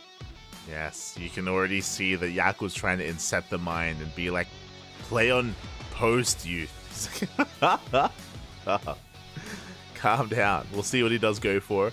Also, I did just... Towers. There you go. I did just check the VOD because I was really curious. Battlebee, his building SUV was killed, and it took a minute, maybe more than a full minute to finally restart. Like, it was left just completely untouched for a very long time. Yep, I remember. Yeah. I was shocked to see, like, when we caught up when the base was finally finishing up. I was like, wait, what? It's still in production? What's going? I swear, for a moment there, I thought it was a 4th CC. I just assumed that another had been made. I was so confused, but yeah, it was just unfortunately left idle and wasn't able to be worked on. Battlebee falling further behind after the harassment. Just going to show just how much pressure Cure applies to you as a player and how much you have to deal with as well. Yeah, I mean, we've all been there as Sharon players, I think, when you're up against a player as aggressive as Cure, as somebody who is very much on top of all his multi-prongs like that, and getting your attention picked apart a little bit. One thing ends up slipping, which ends up costing you big time as the game continues. But that was game number 1. We're getting to game number 2 here on Site Delta. In the top left-hand corner of the map, we have our Blue Terror player for Team Liquid, and it's Cure! And bottom right, we have Battlebee for Berserker Esports. The B stands for Berserker. There you go. It's the Battle Berserker. Berserker. Yeah. Beerskier. Beerskier. Look, they've got the Bubil, like, little handheld thingy. Yeah, that's a big handheld. It's real. That's a pretty thick. fat handheld. How do you hold that in your hands? You need some big hands to play that. That's... Yeah. You gotta cradle it. You do. Like on your lap. Very delicately. And it's weird because I think I saw a joystick coming out from the bottom over there, but there are also buttons on the screen as well. So it's like, how do you... Is it a handheld, or do you put it on your desk? And if you put it on your desk, how do you use the buttons? And if you put it on if you use it as a handheld, how do you use the joystick? It's like a microwave, you know, like it's just on your desk and you have to... It's like a microwave. You just hold it. You just press the buttons. There you go. Yeah. I was looking at it. It's not a console. Yeah. It looks so. It's like an old a CRT TV. Like it's thick. It looks like one of those old terminals, like computer terminals you see in Fallout. Yeah. It's thick. I mean, not that thick because it's not that thick, but like proportion wise, I feel like that's what you're going for here. Sure, for sure. It's one of those like things where you know how nowadays you have keyboards that have like a typewriter that have typewriter keycaps on them. It's for hipsters. You already don't like it. You're like, baby, what are you doing right now? Okay, who's gonna buy this? What's going on? Also, I'm catching up with the chat. Estimate my head. All Terrans have been there, having been up against an aggressive Terran like Cure. Stu, you're outing yourself as someone who did not sign up for a Lima League back in the day. What's going on? SMH my head. What's going on? I played against Cure. Yeah. Just playing a Lima League. SMH. Yeah. Forehead. Shaking my head. Actually, I don't think I played against Cure. Yeah, no. I don't remember. I played against Ryung. I played against Keen. You played against Innovation. Those are the two Terran players I remember. I played against Innovation. That was casted by Base Trade. True. Infamously casted. I remember chat. Its reaction to the Yaku trademark. This hashtag Singapore meta of going NG Bay first. Oh my god. Good times. Good times. 2017. Or possibly 2018. No, I think 2017. Back when I was still young. Well, no, that's a lie. I've never been young. Yaku, you're still a child. What are you talking? What are you talking about? What do you mean? You're not old. You're like 17. God damn it.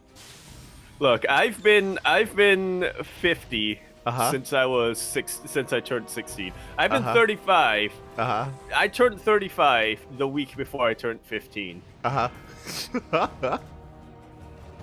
Shaking my head, yeah. Shaking my head. This is the real reason why we have cams off.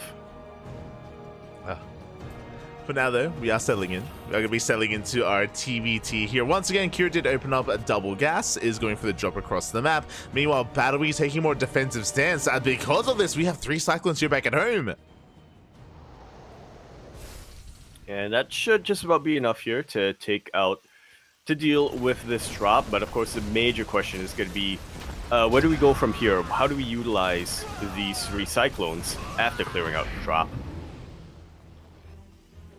Exactly, as we do fend back the army, and as you mentioned, how do we deal with the counterattack? As we are moving out across the map, we might be able to catch that medevac. Oh, like so, very quick drop, and we are able to take out the medevac. We're able to take out every single unit that Cure had in there, and now it's time for Cure to be on the back foot.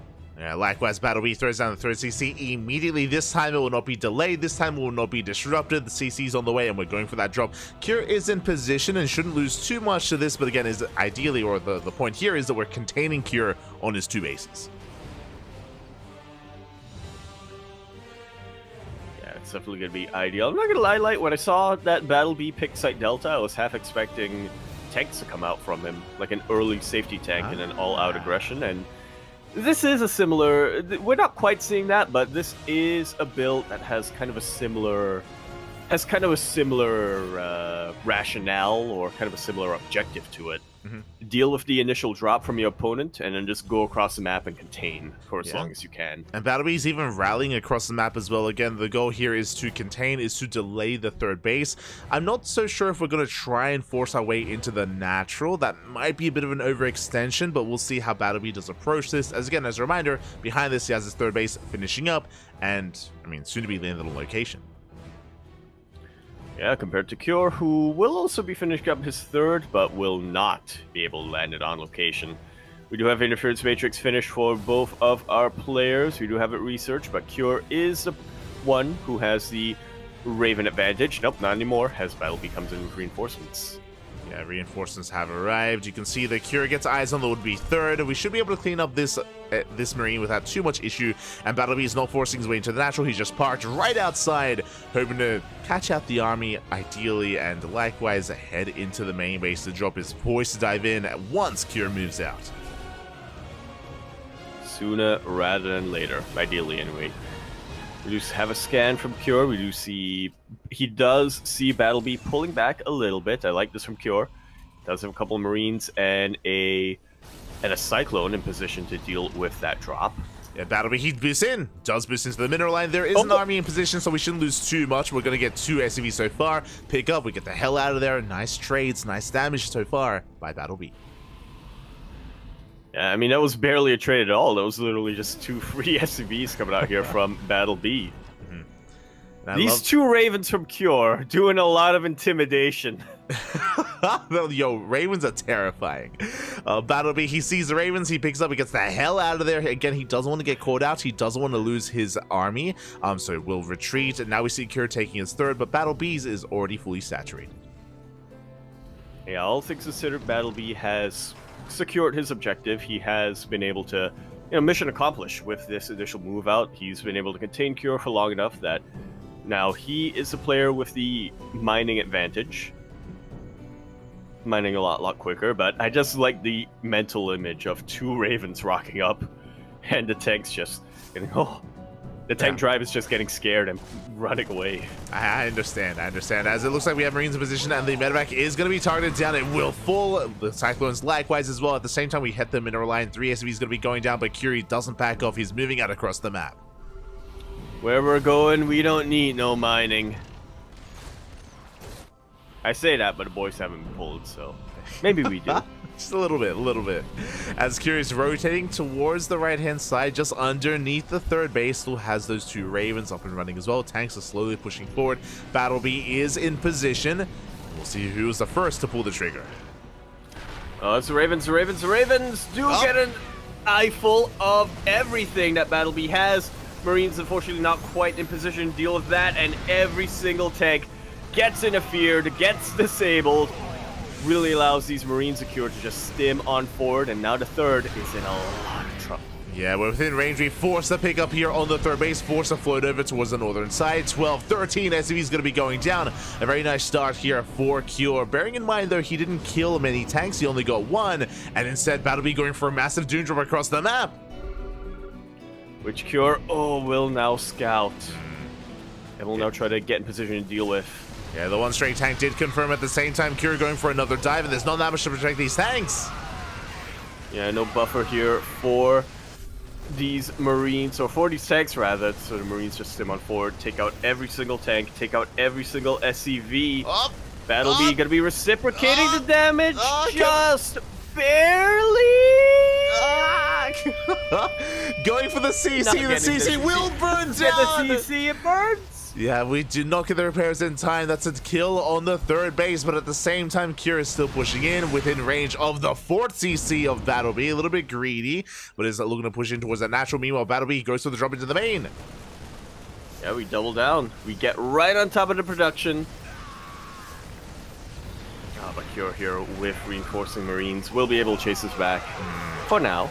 Yeah, we'll chase this back, forces back that drop. 2 full medevacs full of Marines have fallen just to do escape, and Battle B is still stuck on 2 bases, but he's still in this, is still alive. Yeah, I absolutely want to give the advantage now to Battle B, obviously, as he still has that 3rd CC. He can still produce those. He can still produce more workers, and the armies are looking pretty comparable, but yeah, we'll see where we go from here. Cure, it's in his best interest right now to try to force the issue, to try to force a fight and win that fight as quickly as possible, whereas Battle B, he can be patient. He can hang back for now. Yeah, the other deciding factor here as all 2 medevacs go down is that Battle B's contained. Right now he's stuck on 2 bases, and it's about when, where, and if he can actually take his third. He has the orbital, but he's not able to make use of it, not yet, as he's being chased back. Cure does have map control. He's trying to break out. Ooh. The high ground tanks, that was a very costly, some very costly casualties coming out here from Battle B. The army supplies were looking pretty comparable, but now Cure is ahead. And yeah, as you mentioned, because Battle B, despite having the 3rd base, because he's not able to actually land it, the production is looking pretty similar here for Cure and Battle B. It really is. Upgrades also in favor of Cure. He has +2 attack with his bio army, and again, as you mentioned, this positioning is brutal. We can try to break out with disables, but that is still 5 tanks within range. Well, we do Sniper Raven, though. Alright, good stuff. And we are starting to get some Liberators as well here for Battle B, so yeah, he is setting up to break out his contain, but he still needs time to get there, and Cure is willing to give it to him because now he lands his 3rd CC. Now, even though he has to change it into an orbital, so that's going to take up some time, he at least is able to mine from that, from those mineral patches. Yeah, so Cure takes the economic advantage. We can see that Battle B is trying to threaten that third, but Cure is in position. The bio army of Battle B does nothing and is still stuck on these two bases. Here we go, Liberators have arrived. We have freedom, and now we can break out. We have freedom, we have map control, and there's not a whole lot that Cure can do here. Tries to stem on forward to deal with the libs, but there are tanks in the back line. And Battle B will break out of this. Yeah, we're trying to chase down those tanks, but we do pick up. We do boost the hell out of there, and Cure will escape. Battle B can finally expand. And now we have a bit of a back and forth going on. Worker counts are similar. Army supplies are similar as well. But the upgrades, Cure, he's already working on 3-3. Like so. Battle B is still struggling to get an economy that can get to that stage at the moment. As Cure, he has the high ground sieging up. Likewise, Battle B working forward here with his own Liberators. Are going to be catching some of these SCVs as well at the would-be fourth. Yeah, not too bad here. Oh. There'll be Sims on forward, but yeah, there are reinforcements here for... there are reinforcements here for Cure, but not too many of them, so... Yeah, these Marines can still get a lot of work done in the meantime. Yeah, 8 SCVs go down, drop into the main. At the same time, Battle B does rotate around, and his main army's headed for the third base of Cure. Meanwhile, Cure, I don't know if you noticed, but he is taking a fourth. That is his main. His main has lifted. Yep. Is being used as a fourth. Like so. Oh, the libs! Not quite able to get what they want out, but it does clear the way for the main army of Battle B. Yeah, Battle B, that's a kill on the third CC. Liberators, they were buying time, but they all got reset, and now we go for the dive. We go for the tanks.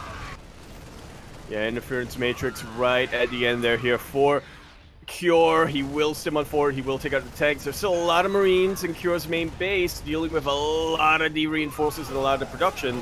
But I'm looking at the army supply difference right now, Light. I'm looking at the fact that Battle B's tank count got reset once again.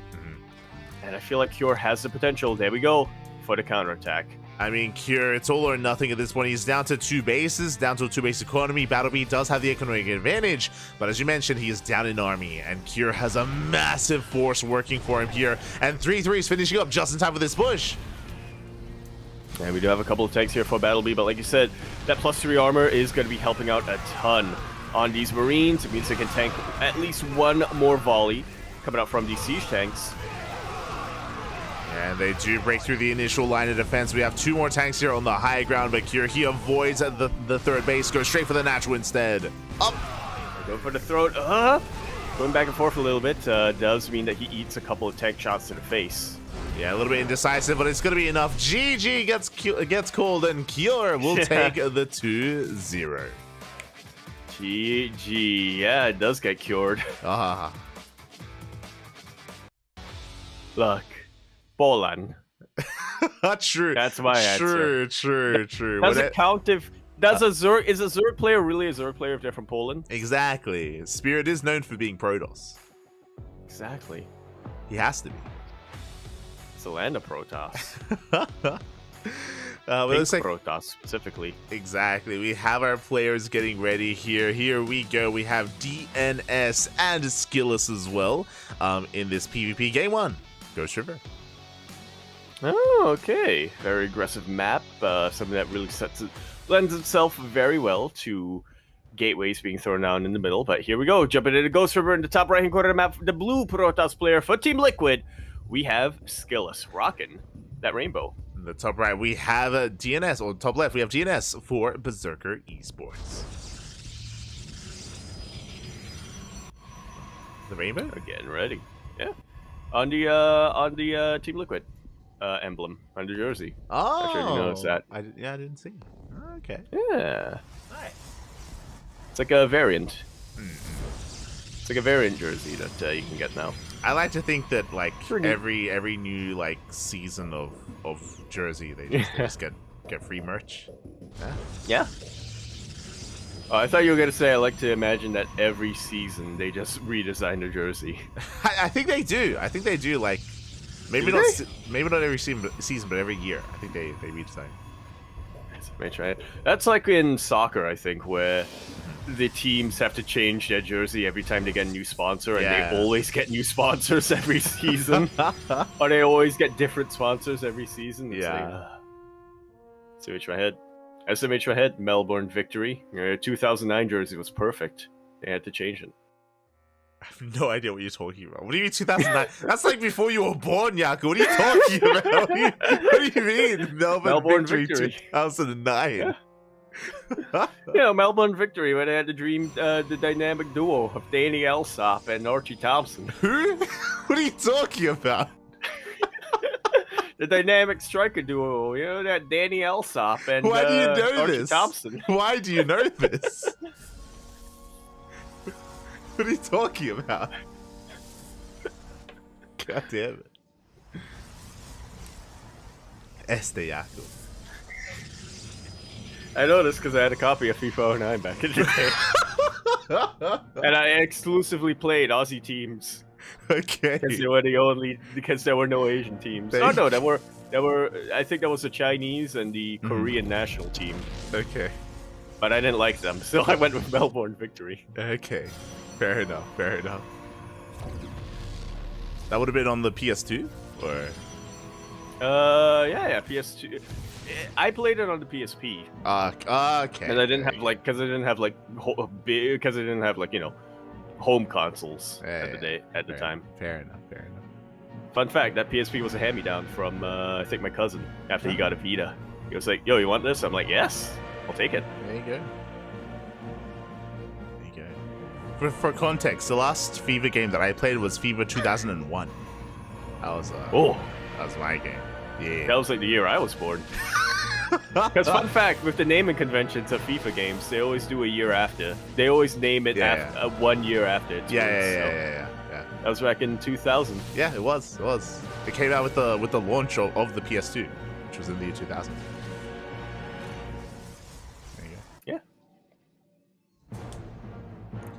As we're settling in, Anyway, we're getting into Ghost River, and we do not see a proxy in the middle of the map. So that's how you know that our players are not animals. yeah, I mean, I appreciate that we're able to embrace something other than Phoenix Wars. If you remember, we casted Young Zest versus Firefly earlier today, which was purely Phoenix versus Phoenix for the entirety of the best of 2. But here we can embrace something different, something not Phoenix related. Yes, it is Twilight Councils coming up from both of our players. So. Yeah, most likely Blink going to be coming out. We have seen a couple of players in PvPs recently rock out with Glaives in PvP, but that's not going to be the case here. Skillus diving in, diving in. Getting a couple of probes with that initial Oracle. Not quite able to get any more done, though. Yeah, 2 probe kills is an okay amount of damage. Meanwhile, both players working towards a Blink Stalkers. The Oracle, I believe, is still alive in the corner of the map, so it can always threaten the main bases once again as we have invested into a second Oracle, catching another probe, at least trying to. Oh. Yeah, not quite getting there. Adept does shade in, however, completes the shade, and will be able to clean up, will be able to finish a job that these Oracles started. So 5 probes going down from the side of Skillus. Despite 5 probes going down from the side of Skillus, so he's actually even slightly ahead when it comes to the worker count. Yeah, there you go. Does have that slight lead, but third base on the way for Skillus. Meanwhile, we have eyes on the Oracles. Stalkers in position. The Oracles, for the time being, are being pinned here in the corner of the map. But 2 Oracles can one-shot workers. They can always break out at any moment, and Skillus has to respect them. Yeah, going to be not quite able to take the bait, or rather DNS not quite taking the bait with that Haluked Phoenix. We'll be trying to take a look around, see what else he can get done, but the answer is not much when there are this many stalkers in the mineral lines. Yeah, we're just trying to get a read on any hidden tech, something like a Dark Shrine, an extra Robo, a Bay, for example, a Forge as well. So just perpetually scouting each other as we are expanding, taking our third bases. Oracles are recalled back home, and the game is gonna settle a little bit from here. Yeah, no animals. Well, they're not animals yet, is the thing. Game number 1, they are just playing up very standard macro, but we'll see if that changes. Game number 2, Blink going to be finishing up for DNS, and I believe it finished for Skillus a while ago as well. I'm just going to assume that he has that upgrade. Was stamina a thing in your FIFA game? Is that a thing? It wasn't, and I remember that specifically because I used to pass the ball to my goalkeeper and just have the goalie just run across the map and score goals. Okay. And I was so upset when I played a newer FIFA game when I found out that I couldn't do that. I think it was FIFA 20 was my reintroduction. I was so upset when I found out that they introduced stamina and I couldn't do that. Yeah, you can you have like bursts where you can like sprint and then less so, right? Is that how it works?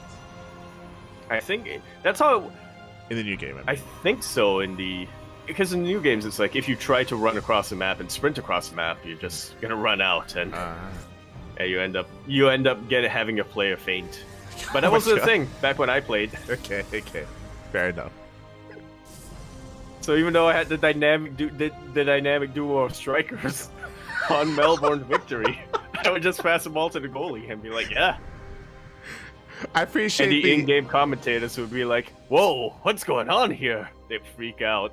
I appreciate the commentary in the chat, like, "Yo, you played like the worst teams in the game," which I would understand. Like, Australia, not really known for its football teams. Not gonna lie. Yeah, they have some pretty good soccer managers. Okay, But not the players, no. okay. Take your word for it. I like how slow, bro, like calling me out. I'm like, yeah, I'm calling the pitch the map. So yeah, but soccer players, they run across the map, and it's like, no, it's a field, or it's a map. We need to commentate FIFA one day. That's what we need to do. That's what we gotta do, yeah. We gotta commentate FIFA, but we also have to have the in-game commentators turned on. Exactly. While that's going on. We'll just madden it up. Oh my god. As the game did settle down, of course, third base is being taken, fourth bases are on the way. DNS is being active, is marauding around the map, looking for any stray units, looking for any stray observers specifically, but the armies do miss each other, and, ooh, Skills is spotted.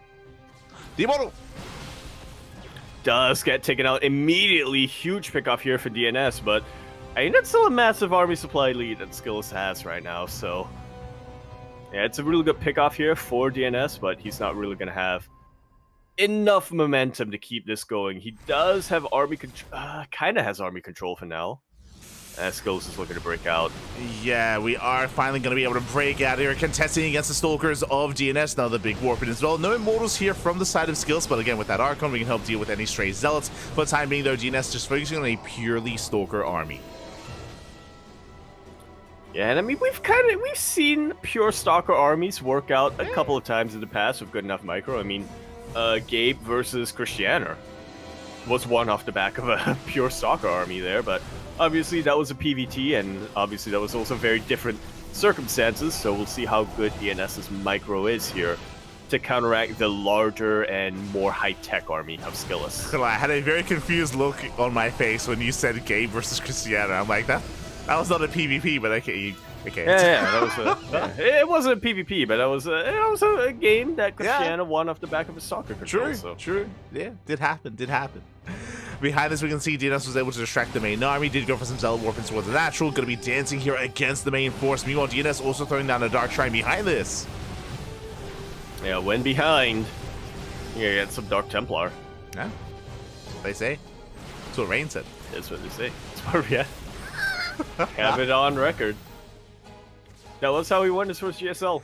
It is. Fun fact. But yeah, Dark Shrine now on the way, and I cannot blame DNS for going this way at all. Not only is he a little bit behind when it comes to his tech, but he also is pretty gas-starved, not gonna lie. So DTs would definitely help him out a lot more compared to High Templar if he does want to prioritize getting Archons. As we're moving in 10 Zealots at a time, let's go, getting ready for another wave of reinforcements to flank the army, to even go for a run by and a counterattack. Meanwhile, the Archon count still looking quite healthy for Skillless Zealots. They're going to have a hard time breaking through as we're trying to focus on the Immortal. The Immortal is going to be saved. Yeah, those Archons coming in clutch in the back line. Those are pretty much free Zealots here getting taken out. And now DNS very much so on the back foot. He does have the economic advantage slightly, but he is so far behind when it comes to the army. Skillless has full map control, and he has so much momentum that he can keep this push going. He really can, and we're going to be diving on forward as well. Stalkers, they can trade well, kiting back, but there's so much more behind this with the Immortals, with the Stalkers as well, as Skillus does force DNS back, unable to really push up the ramp, not yet, but Skillus is soon to max out. He's about to max out with Archons to deal with the Zealots of DNS, with Immortals to deal with the Stalkers of DNS. If there was ever a path to victory here for him, DNS would need to buy himself as much time as possible. He needs to turtle up and try to match Skillus when it comes to the tech, but Skillus ain't having it. Yeah, he denied the center base, so now Skillus, he's up a Nexus. At the same time, did force DNS all the way back home. DNS is in position to protect his 4th at least, but is being pinned back as we speak, and Skillus is now maxed out. There is a Warp Prism that can threaten a counterattack, that is true, but yet to come into play. Yeah, and yet to come into play as DNS is, or was rather, supply blocked for a little while, so I was quite able to do much of anything. Skill's moving up this ramp, and it's something that he can do, considering the fact that DNS is rather lacking in splash damage. Yeah, that he is. No one is working towards disruptors yet. That would be a way to bounce back in this game if we were down a little bit, to work towards disruptor production, but alas, no one has really taken that step yet here, as Skillus is still building up, rotating around. We can see DNS trying to catch any stray units, going for the Immortal. Yeah, nice pick off here. But that's just the beginning of what DNS really has to accomplish with his blinks. Yeah, one Immortal goes down. We have many more to work through as well. At the same time, Skillus pushing forward, trying to gain ground and move in towards that 4th base. Does collapse on the main army and does force DNS back. For now. Oh. Yeah, we do have a couple of Zealots gonna be dropped into this wave. I say Zealots, but actually, that's ETs. Yeah, but we locked down the army with those reinforcing Zealots here from the side of Skillus. We have a cannon in the mineral line as well to provide some detection, and Skillus still has control of the high ground, again denying any further expansions from DNS. Yeah, this is more than fine right now with Skillus. He isn't feeling much pressure, or any pressure really, to try to reinforce across the map on the front lines. He knows he still has a very terrifying army that DNS does not want to contend with, so yeah, he's just maintaining his map control. Trades very, very well against all those Zealots that DNS had in his main army. Yeah, it does trade well. Meanwhile, we go for another big warp it into the main base, trying to distract the reinforcements of Skillus, trying to pull his attention apart, but Skillus still maintains control of the high ground, is still holding on, still containing DNS. We do have a little bit of a not quite a blink right on top of this. The Warp Prism still survives, and it, yeah, once again provides Skillus with so much micro potential and so much reinforcements. Yeah, meanwhile across the map, I believe Skillus has cleaned up the harassing force. I think the Prism has been dealt with as well, not entirely certain of that, and now can focus on the main push. DNS down in supply, the Immortal's exposed, the Immortal is going to go down. And now there's nothing holding Skillus back, except for the battery overcharge. Yeah, we respect the overcharge, do respect it for the time being, as it is about to run out. Once it's done, Skillus, he can just keep on pushing and just commit. And again, DNS has just been working with a subpar army here, did have the mobility advantage over Skillus, but unable to fully make use of it. And now that mobility advantage is starting to leave, he's getting locked down into the corner, he's running out of room to kite back to and blink back to. Okay, get it. Okay. Immortal was looking a little bit exposed over there, but yeah, not quite. Doesn't quite dive on top of it here, as DNS is still being contained. Skillus is still maxed out. Looks like we have more DTs warping in to harass across the map. It's going to take quite some time to move out, and I believe Skillus should have cannons in his mineral lines as we try to gain ground here once again. Nice control out of Skillus. He does preserve those Immortals. And yeah, he's just trading very, very well here. Skillus is being so patient. He knows that there's no pressure on him to really push into DNS, so he's just waiting on the high ground in locations that are advantageous to him, and he's letting DNS move through the meat grinder. push himself through the meat grinder. Yeah, essentially. I mean, what else can DNS do, right? He's being starved out. You can see that he's running out of minerals, running out of resources in his main, and his natural at his third base as well. Even at that fresh fourth is oversaturated and still desperately wants to break out. Skill's doing everything he can to contain him. DNS finally forced to throw down the Temple Archives. He can now make his own Archons. I mean, I guess he can with DTs, but working towards the High Templar as well. Yeah. Slowly but surely. And it's one way of diversifying.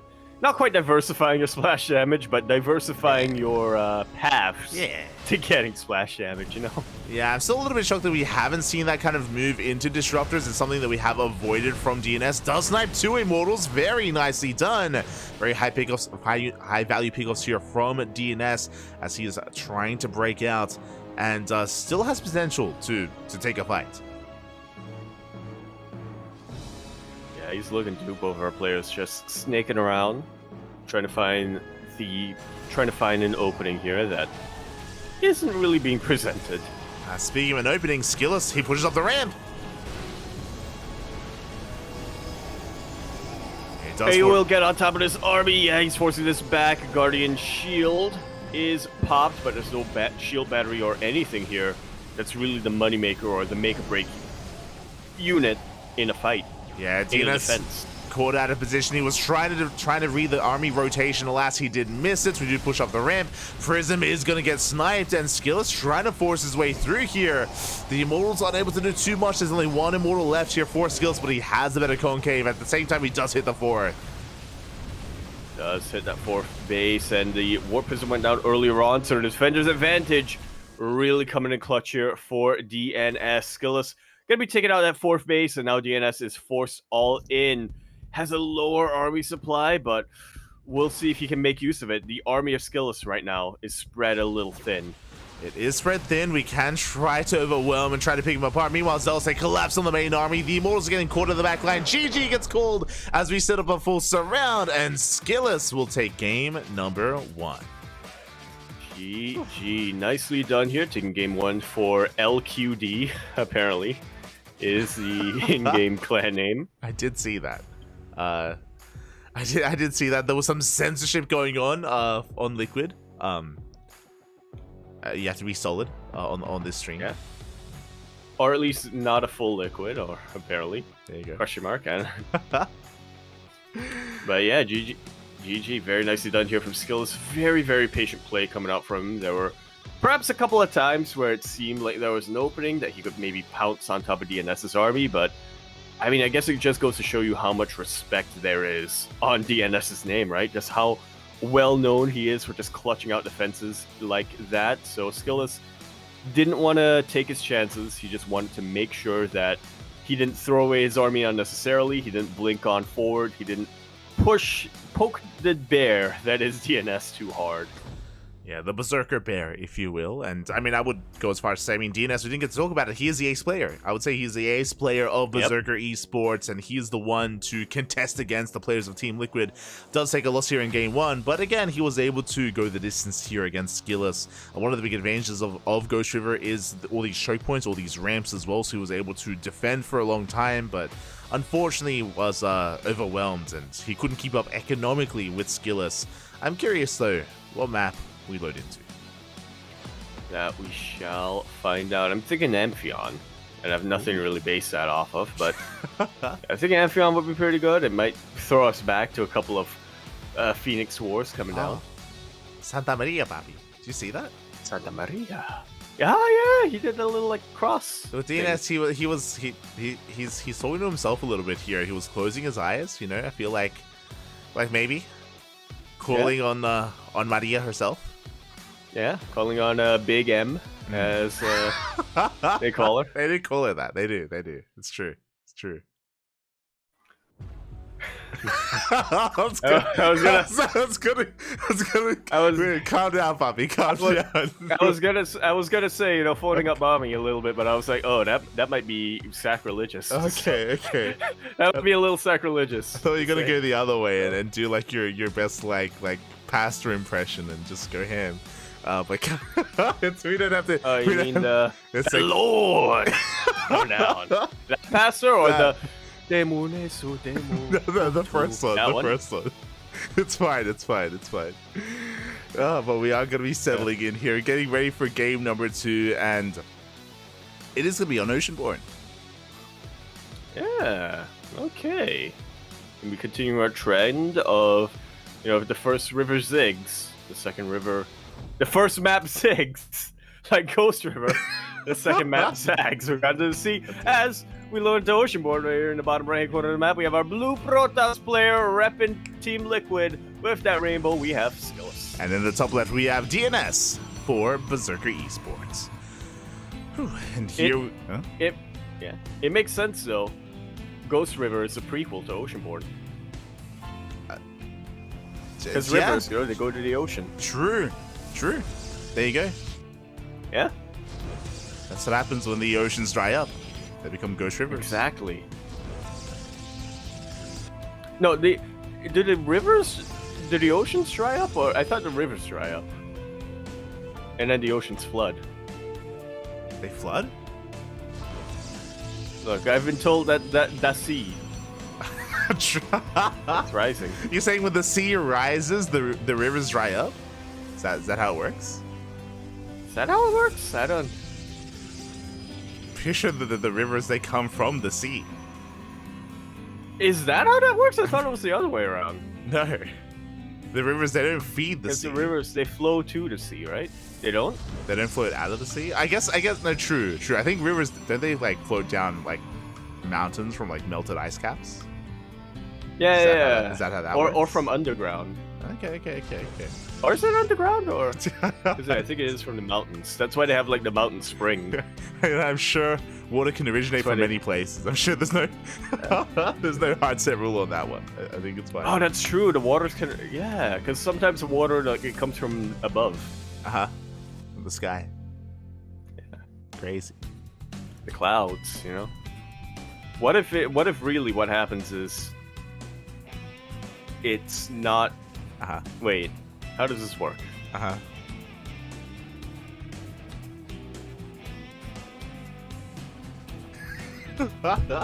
We got a forward pile on me thrown out by DNS, not quite a proxy, as the probe goes home, and Skill is gonna be scouting around, checking for anything out of the ordinary. Yeah, we do have our hidden fake proxy pylon out of DNS towards the northern half of the map. As you can see here, we have our pylon, no commitments with it, but Skillis is on the hunt, is checking some of these locations, and it looks like we will come across the pylon.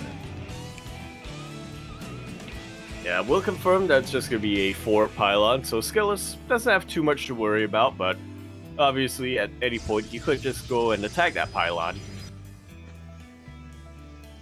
Yeah, as with his skills, he's now fully aware. Force a little bit of supply block, potentially. Yeah, again, the pylon is a little bit more exposed, and Skillis is now very safe and secure. He knows that there is no committed proxy, there's no Stargate out there, there's no one base all in. We're going to be settling into a longer game, and DNS is going to be teching up in towards a Twilight Council. Here we go. We don't have confirmation yet from Skillis, but there we go. Twilight Council also going to be the tech of choice. Yeah, we are working towards Blink here from both sides. Likewise, we are expanding as well. We started things off with a cheeky hidden pylon, but outside of that, nothing too crazy. You mentioned it before, Skills is looking to hunt down that pylon, no reason not to, is making his way over, and hopefully isn't punished for doing so.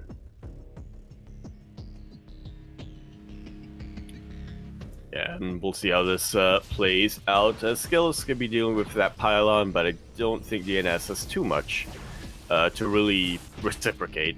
Yeah, the hallucination does confirm that DNS is back at home, not across the map, so Skills is safe and sound. He also does scout and confirm the adepts that are shading across the map as well, so Skills, he knows to prepare, knows to get ready. Stalkers are moving out to intercept, and yeah, so far Skills with some nice map control here on Oceanborn. Just like so. Yeah, gonna be full on dictating the pace of the game from here on out. We'll see if DNS is somehow able to get a couple of shades, go into these mineral lines, and just actually make use of these adepts that he made earlier. Yeah, It does make use of them, at least trying to, we should say. Third base is now being taken here from DNS. Skillus yet to throw it out in his own, but only by a couple of seconds. It looks like he's not going to be too far behind that of DNS, and so far the early game is kind of being a little bit more passive here. We're just working our way towards the third base and towards the mid game. Slowly but surely. Macro Protoss coming up here, and I feel like I need to switch gears a little bit to get ready for this after casting Firefly versus Young Zest. Yeah, we had a much more intense, chaotic PvP, and now we do see DNS moving out towards the third base. Does catch some of the sentries. Beautiful force fields coming out for him. He's going to be able to catch almost every sentry, and the one remaining sentry of Skillus obviously doesn't have a lot of energy on it, so there's a lot of momentum here for DNS. Can try to force a cancel on his third base. Yeah, he's attempting to just trade well for himself, but it looks like he might even lose his own sentry as a result. Reinforcements have arrived. Skillus going to try and force this back with good enough blink control. I mean, both players are blinking well. Oh. But it looks like Skillus will get the upper hand here, will be able to blink on forward and chase down the Stalkers. Nice little use of the shrubbery, but very quick reactions coming up from Skillus, blinking back his injured Stalkers. Does a blink away, does pull back, but Skillus, he does maintain his third base. DNS forced all the way back home, and now Skillus can be the aggressor, and we can apply pressure. No shield over here at the third. And all of a sudden, this third base is in a lot of trouble. Yeah, is in a lot of trouble. DNS being forced back, and Pro getting picked up as well, but here comes the Immortal with help of the Immortal. We should be able to hold on. I say that we still have an overwhelming Stalker account. Now we'll see how well. There we go, Guardian Shell just got activated, and now that Immortal's a lot more vulnerable than it once was, we do see a pretty huge gateway explosion coming out from Skillus, as well as a Warp Prism now being railed across the map. That's 6 gateways on the way. That is 6 gates on the way here. Skillus rallying as much as he can. He wants to try to break DNS here and now before he can really get this third base up and running. Yeah, but so far, it's much easier said than done. Immortal still stands strong, and Skillus going to be backing away for now. Yeah, he backs up. He recognizes he cannot break the base, especially with a second Immortal arriving. And now instead, we take a fourth. We take a fourth base, we expand, we calm things down. It was a pretty intense back and forth trade that we had here in the mid-game, but the game is going to settle for now. Yeah, it might have been an opening here for Skillus, but it was a very small opening. You know, he would have to squeeze and be a tight fit. And so he decided, you know what, I don't want to deal with that. I'm just going to hang back and get even further ahead. Yeah, he's going to hang back. We'll take that extra expansion, as you did mention. Both players are building up towards charge lots, but DNS is, I believe, the first to take up. We do have the Templar Archives on the way. Yeah, okay, so definitely rectifying a couple of his mistakes from game number 1 on Ghost River. He's also the first player, I believe. No, not quite. I was going to say the first player, I believe, to get a 4th base, but Skillus is not too far behind. Yeah, Skillus, his 4th is already done at this point, is getting up and running, main-outed as we speak, so it does have that economic advantage. At the same time, catching out a couple of free zealots. Not bad. One zealot does go down, and we go for a warp into the main. Yeah, that's our Autosis pylon powering a lot of the gateways. As the army of DNS switches positions, it opens up an opening by this 4th base location for Skillus. Charge is not going to be complete for quite some time. I worry here immensely for DNS. Yeah, we do force a recall, and DNS does at least hold on to that 4th base. I was a little bit concerned that we were going to be able to break through then and there and contain on 3 bases, but we're not done. We go for another massive warp in. The Stalker army still being active as well, trying to catch up any kind of reinforcements, and we do catch the Immortals. We get a full surround on top of DNS's Protoss force, and it looks like there's nothing that can stop Skillus this point forward. Zealots zoom it across the map, taking out the Immortals, and GG is called. Skillus gonna be winning this series, gonna be winning his match, gonna be winning this series for Team Liquid.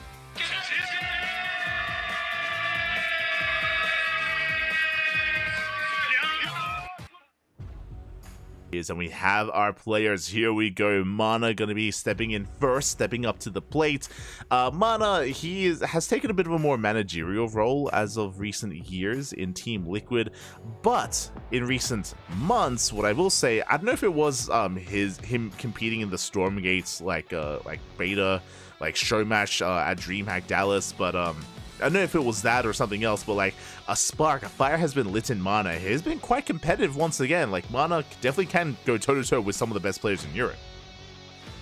Yeah, we've seen him recently sign up again for some of the Polish lands, and he has been making some pretty deep runs in those, proving himself over and over and over again. Mana, like you pointed out, we haven't been able to catch him as much in WTL as we would have liked to, so yeah, it's really nice that we're able to see him now towards the end of our group stage. Yeah, I'm always going to remember his ESL Europe run that he had earlier, but here we go, just jumping right on in top left-hand corner, we have Mana for Team Liquid. Over here in the bottom left-hand corner of the map, we of course have our red Protoss player playing for Berserker Esports. It's Gongfu Banda. Rocky, a new haircut. Ooh. Yeah, you'll love to see it. Well, Super Saiyan. He's getting there, yeah. It's getting over 9,000. Let's go. But it was Mana competing in the ESL European weeklies recently, where he was able to actually bring down Gabe. He did actually knock Gabe out of a tournament. This was like I would say 2 months ago now. And that was Gabe's domain. Yeah. That was his realm, his kingdom. So Mana has been able to pop off from time to time and can definitely peak and take at some of these other bigger names. So I'm curious to see how this plays out. I think I had a really hard time predicting for this one. I think I went 1-1 for Mana and Gongfu Banda, but I had a really hard time whether I wanted to settle on that or give the edge to one of our players. Yeah, I think I ended up going 1-1 as well. Or predicting 1-1 as well. For most of these, it's like you say, Gongfu Banda hasn't been the most consistent player in the world, but when he shines, he absolutely shines through. He is able to punch so far above his weight that it almost feels like we have to check if there was an earthquake or something. So, yeah, it really does depend on the day itself and how he is, how his form is on the day itself. Oh yeah, exactly. It's all about the form on the day, on the play day here for our players. For now, we're loading into Amphion. Amphion, known for its gate expands. As we say that, we have our gateway set up. This is a big reason as to why we saw Phoenix Wars between Young Zest and Firefly, and we should be seeing Phoenix Wars here as well. I say should. Gongfu Banda did go for a late second gas, so it looks like Gongfu Banda wants to be greedy and he wants a faster Nexus. Now we'll keep our eyes peeled here. Mana so far being so annoying with that probe. Yeah, exactly. Mana is going for the Stargate first before the Nexus. Meanwhile, Gongfu Banda couldn't afford that Stargate because of the delayed gas here. There we go. Nexus is on the way. We will not have Phoenix Wars as we don't have Stargate versus Stargate. We'll have a different matchup, different dynamic. Regardless, Gongfu Banda will get the faster base. I like to imagine we're still going to see a ton of Phoenixes coming out from Mana. We'll see if that's where we kind of direct this. Meanwhile, Oracle first from Mana. Gongfu Banda, meanwhile, throwing down another gateway. Again, has a faster Nexus. Might even set up across the map as he's going for his take-off choice, going for a Twilight Council.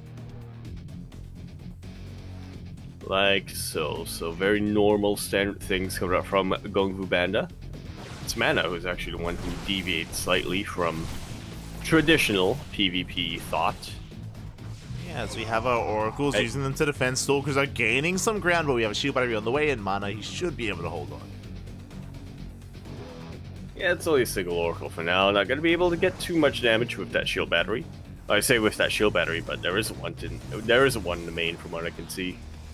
We have the Stalkers recalling just in time. The Oracle is going to be fended away, and so far, Gongfu Banda is defending. What's important, though, is that there's not just one. There's a second Oracle in production, or second Oracle, sorry, moving out across the map as we speak, so we can one-shot workers. Even if there was a shield battery, we can still threaten the bases here of Gongfu Banda. It's definitely a little trickier when you have Stalkers in position, but not impossible to outmaneuver.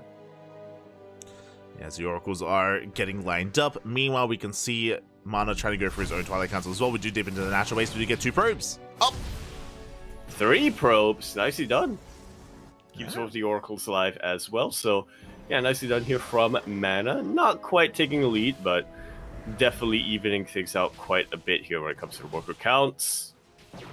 Yes, we all try to dip back in. Alas, we don't quite get a 4th probe, not yet. We do see our initial Stalkers knocking down the front door. Pylon is under threat. The Pylon should fall down. There's also good pickoffs here that even does supply block Kung Fu Panda as well. You know what that means?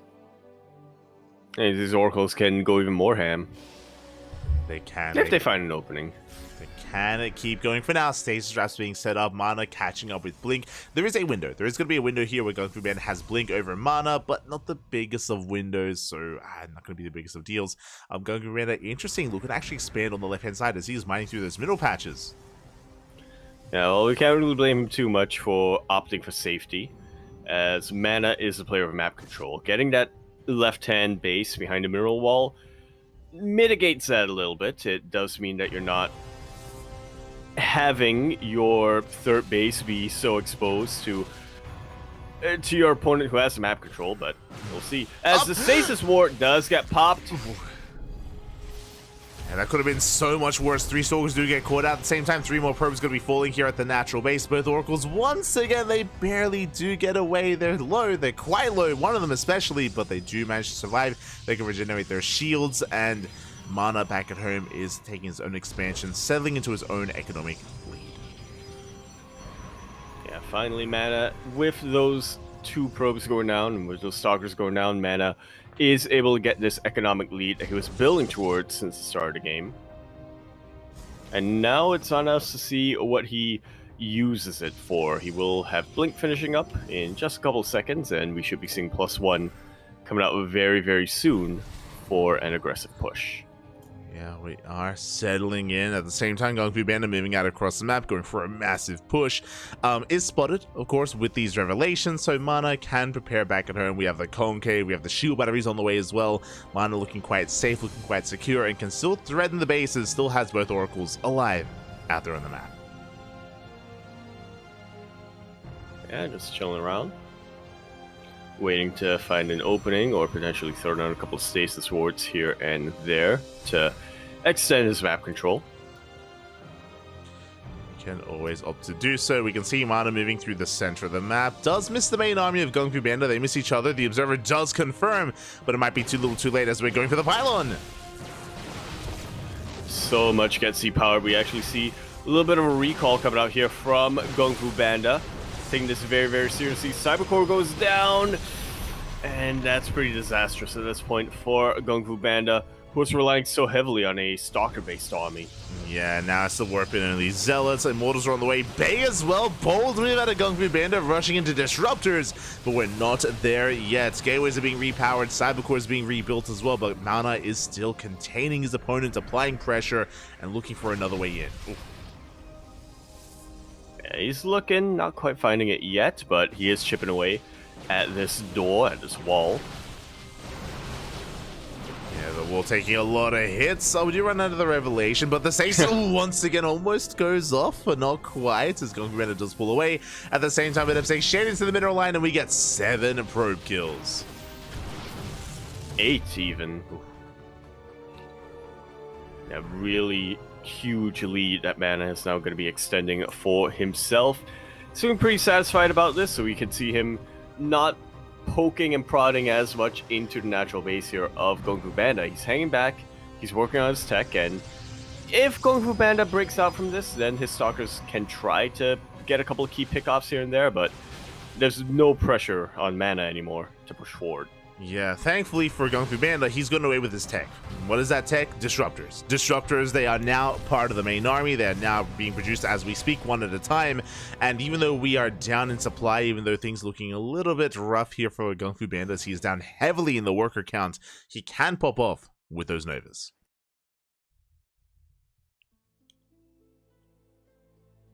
Yeah, in many cases it only takes one. Eh? Cases such as this, in which in which mana is actually behind when it comes to the army count, so just one well-placed Purification Nova on top of the heart of the Stalker army will open up so many possibilities for Gung Fu Banda to just flood in through the gaps. Oh yeah, definitely. There is that opportunity here for Gung Fu Banda, especially now that he's up to 2, soon to be 3 disruptors. We'll see when and where he does move out. Now, Mana does confirm the army composition. First Nova goes off. Ooh, does connect with one of those Stalkers. And we can see Mana going for his own Robo. I don't think we've seen a Bay yet out of Mana, but he may want to try to go into his own disruptors. Yeah, I mean, he confirmed the disruptors of Gung Fu Banda, right? Yes. Saw them? Yeah, he did, so it's a little bit of a risk here for Mana to just be so gateway heavy, despite knowing that his opponent has teched up.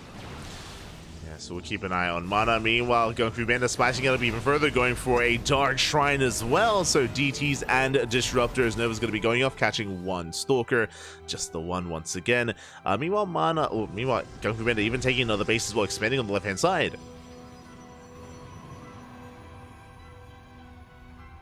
Yeah, finally able to expand, now taking a base that both Mana and himself will be vying for.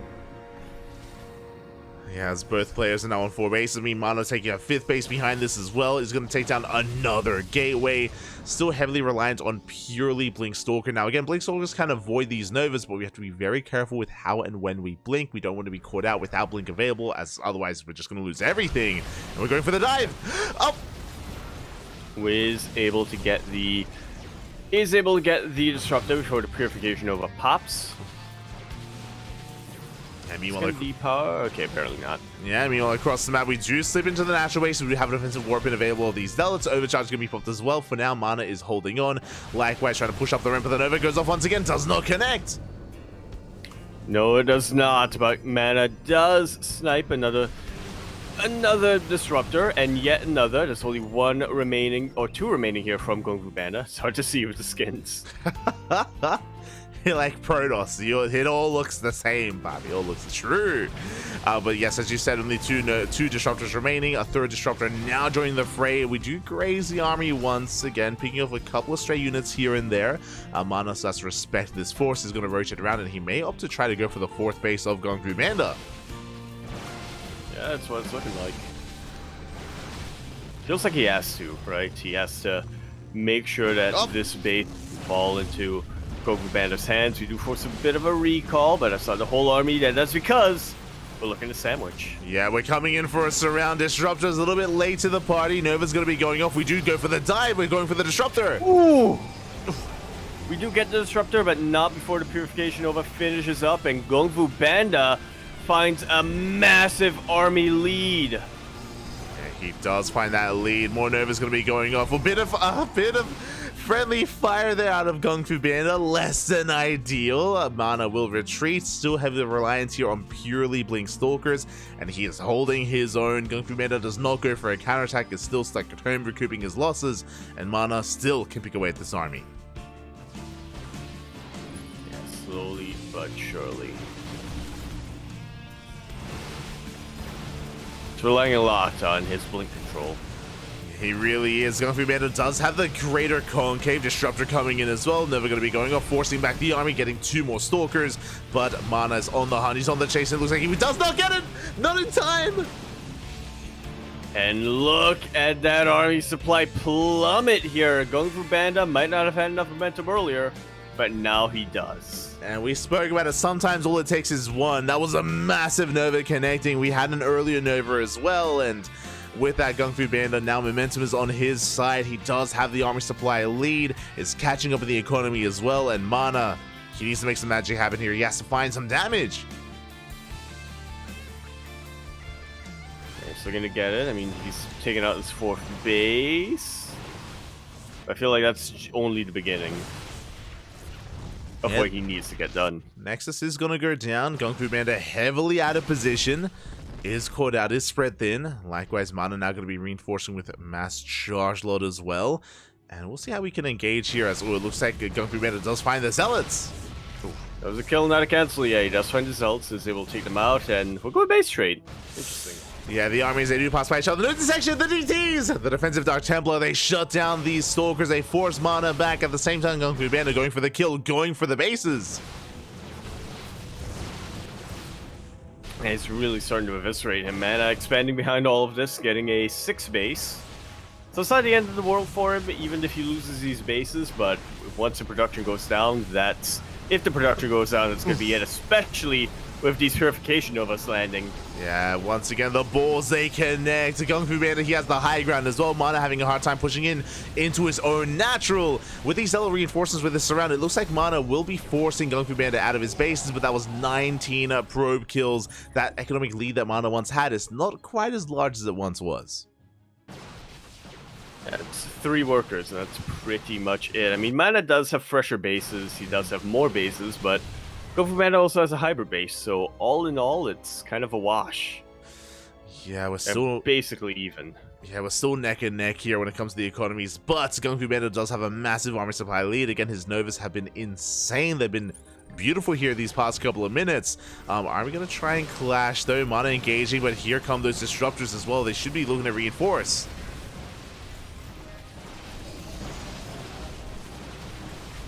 Yeah, but in the end, it looks like it's just a little... Okay, never mind. I was gonna say it looks like it's just a little bit too much for Kung Fu Panda, but yeah, evidently not. Yeah, Mana does hold his own, moving out across the map. Here there we go. The Disruptors finally joining the main army. It's going to be 2 Disruptors here for Kung Fu Panda. Meanwhile, Mana rotating around, but alas, Kung Fu Panda will find him.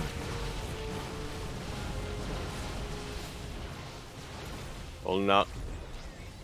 Yeah, and he will be looking to deal with him like so. Yeah, it does. Man, I'm really feeling the pressure. It is on for him to deal more damage or take another good fight. But it's a lot easier said than done. Yeah, as he bleeds out even more Stalkers, Mana backing off. He's getting his own hybrid base, so he's catching up here in set economy, if not exceeding his opponent slightly. Still working against Disruptors, and Kung Fu Panda now has a second Robo, now has the economy for double Robo production. Oh boy, things are not going to get easier here for Mana. Yeah, especially seeing as how he's still not teching up from here. He's still relying entirely on his Blink Stalkers. Yeah, still just a purely gateway composition. I mean, it can work, but you have to, there's so much working against you, though. You have to have your micro on point, your control on point as well, and it's been good, but barely not good enough. As Mana once again rotating around, does run into the main army. At the same time, is setting up for a Zealot counterattack. Yeah. Setting up to really stretch the focus of Kung Fu Panda, kind of distracting him with the main army for now, and ideally force him to break away a couple of units to deal with those Zealots. Yeah, so we're trading out some of these Stalkers. Again, the intention of Kung Fu Panda being kept here on the front lines. We have 2 Zealot run-bys for Mana, one towards the left, one towards the right. Another base is being taken. I believe Mana just barely does miss it. That causing me to question whether it's Mana or Mana. I know. I'm pretty sure it's Mana. But now I'm not so sure. Yeah. Good blink away coming up from Mana. And he isn't falling to the Purification Novas quite yet, but we don't have blink now! And that's a pretty juicy connection coming out here for Kung Fu Panda. Yeah, big connections here once again. Kung Fu Panda taking that supply lead, at least initially. Another base being taken. We're keeping up here in the base count. And the Disruptor count, I believe, still getting higher and higher. We haven't been able to snipe too many of them in quite some time. And there's still that much more pressure on Mana going for another Zealot run-by. Yeah, but this time there are already reinforcements or defenses to meet them and deal with them. Purification Nova! Not gonna land. Very nice snipe here coming out from Mana. Have I broken your brain? Is that... Is that what just happened? It was already broken. Oh, no. Shout out to Bailey094 in the chat. Thank you so much, Gappy. Thank you so much. Hope you enjoyed the content. Thank you so much for the subscription. As we, of course, are still in the midst of this PvP. Mana rotating towards the left-hand side, trying to find a way in towards some of these fresh mining bases. At the same time, though, Kung Fu Panda does find him and does have the high ground, does force him back. Yeah, he's got the high ground, he's got the Disruptors, he's got the everything. Really working his way right now. Purification was doing such a good job at zoning away Mana. Okay. Zoning away the army of Mana, and he is gonna try to... Well, I was gonna say gonna try to take an expansion over there by the left-hand side, but I've just double-checked the minimap, and that's Kung Fu Banda's base. Oh yeah, that's gonna. Taken. Hey, Kung Fu Banda taking another expansion there towards the left, right next to the bases of Mana. Meanwhile, we do see our rotations. Kung Fu Banda, he's maxed out at this point, and we need to make use of this arm. We need to make use of our advantage. So far, he's been unable to break through, and Mana is slowly catching up here in terms of the army supply. Yeah. Catching up in terms of the supply, but obviously he has a much lower tech army. There's a lot more potential in these disruptors than there are in these stalkers. But if Kung Fu Banda doesn't nail his novas, it's effectively dead supply at that point. Yeah, so we've out a lot of stalkers here on the right-hand side. We had an attempted flank. The flank did not quite work out. We did snipe one disruptor, but it cost us a lot of stalkers to make that happen. So a brutal trade there for Mana. At the same time, pushing into a concave. Kung Fu Banda out trading him. Yeah, starting to break free. These purification novas forcing a lot of ground to be given up here for Mana. Mana. Oh god. As we do see Kung Fu Banda once again out trading, is throwing down shield batteries. Likewise, so is his opponent. Mana also taking the bottom right hand base and setting up for another counterattack, hoping to maybe draw away some of the attention of Kung Fu Banda. Up! Yeah, but Kung Fu Banda ain't quite taking the bait. He blinks on forward. He nails a juicy Purification Nova. And that might just about be the final nail in the coffin. Yeah, Kung Fu Banda taking another massive fight. Mana racing back home. Whoops, not to go for the counterattack. A little bit indecisive. Trying to actually collapse on the main army.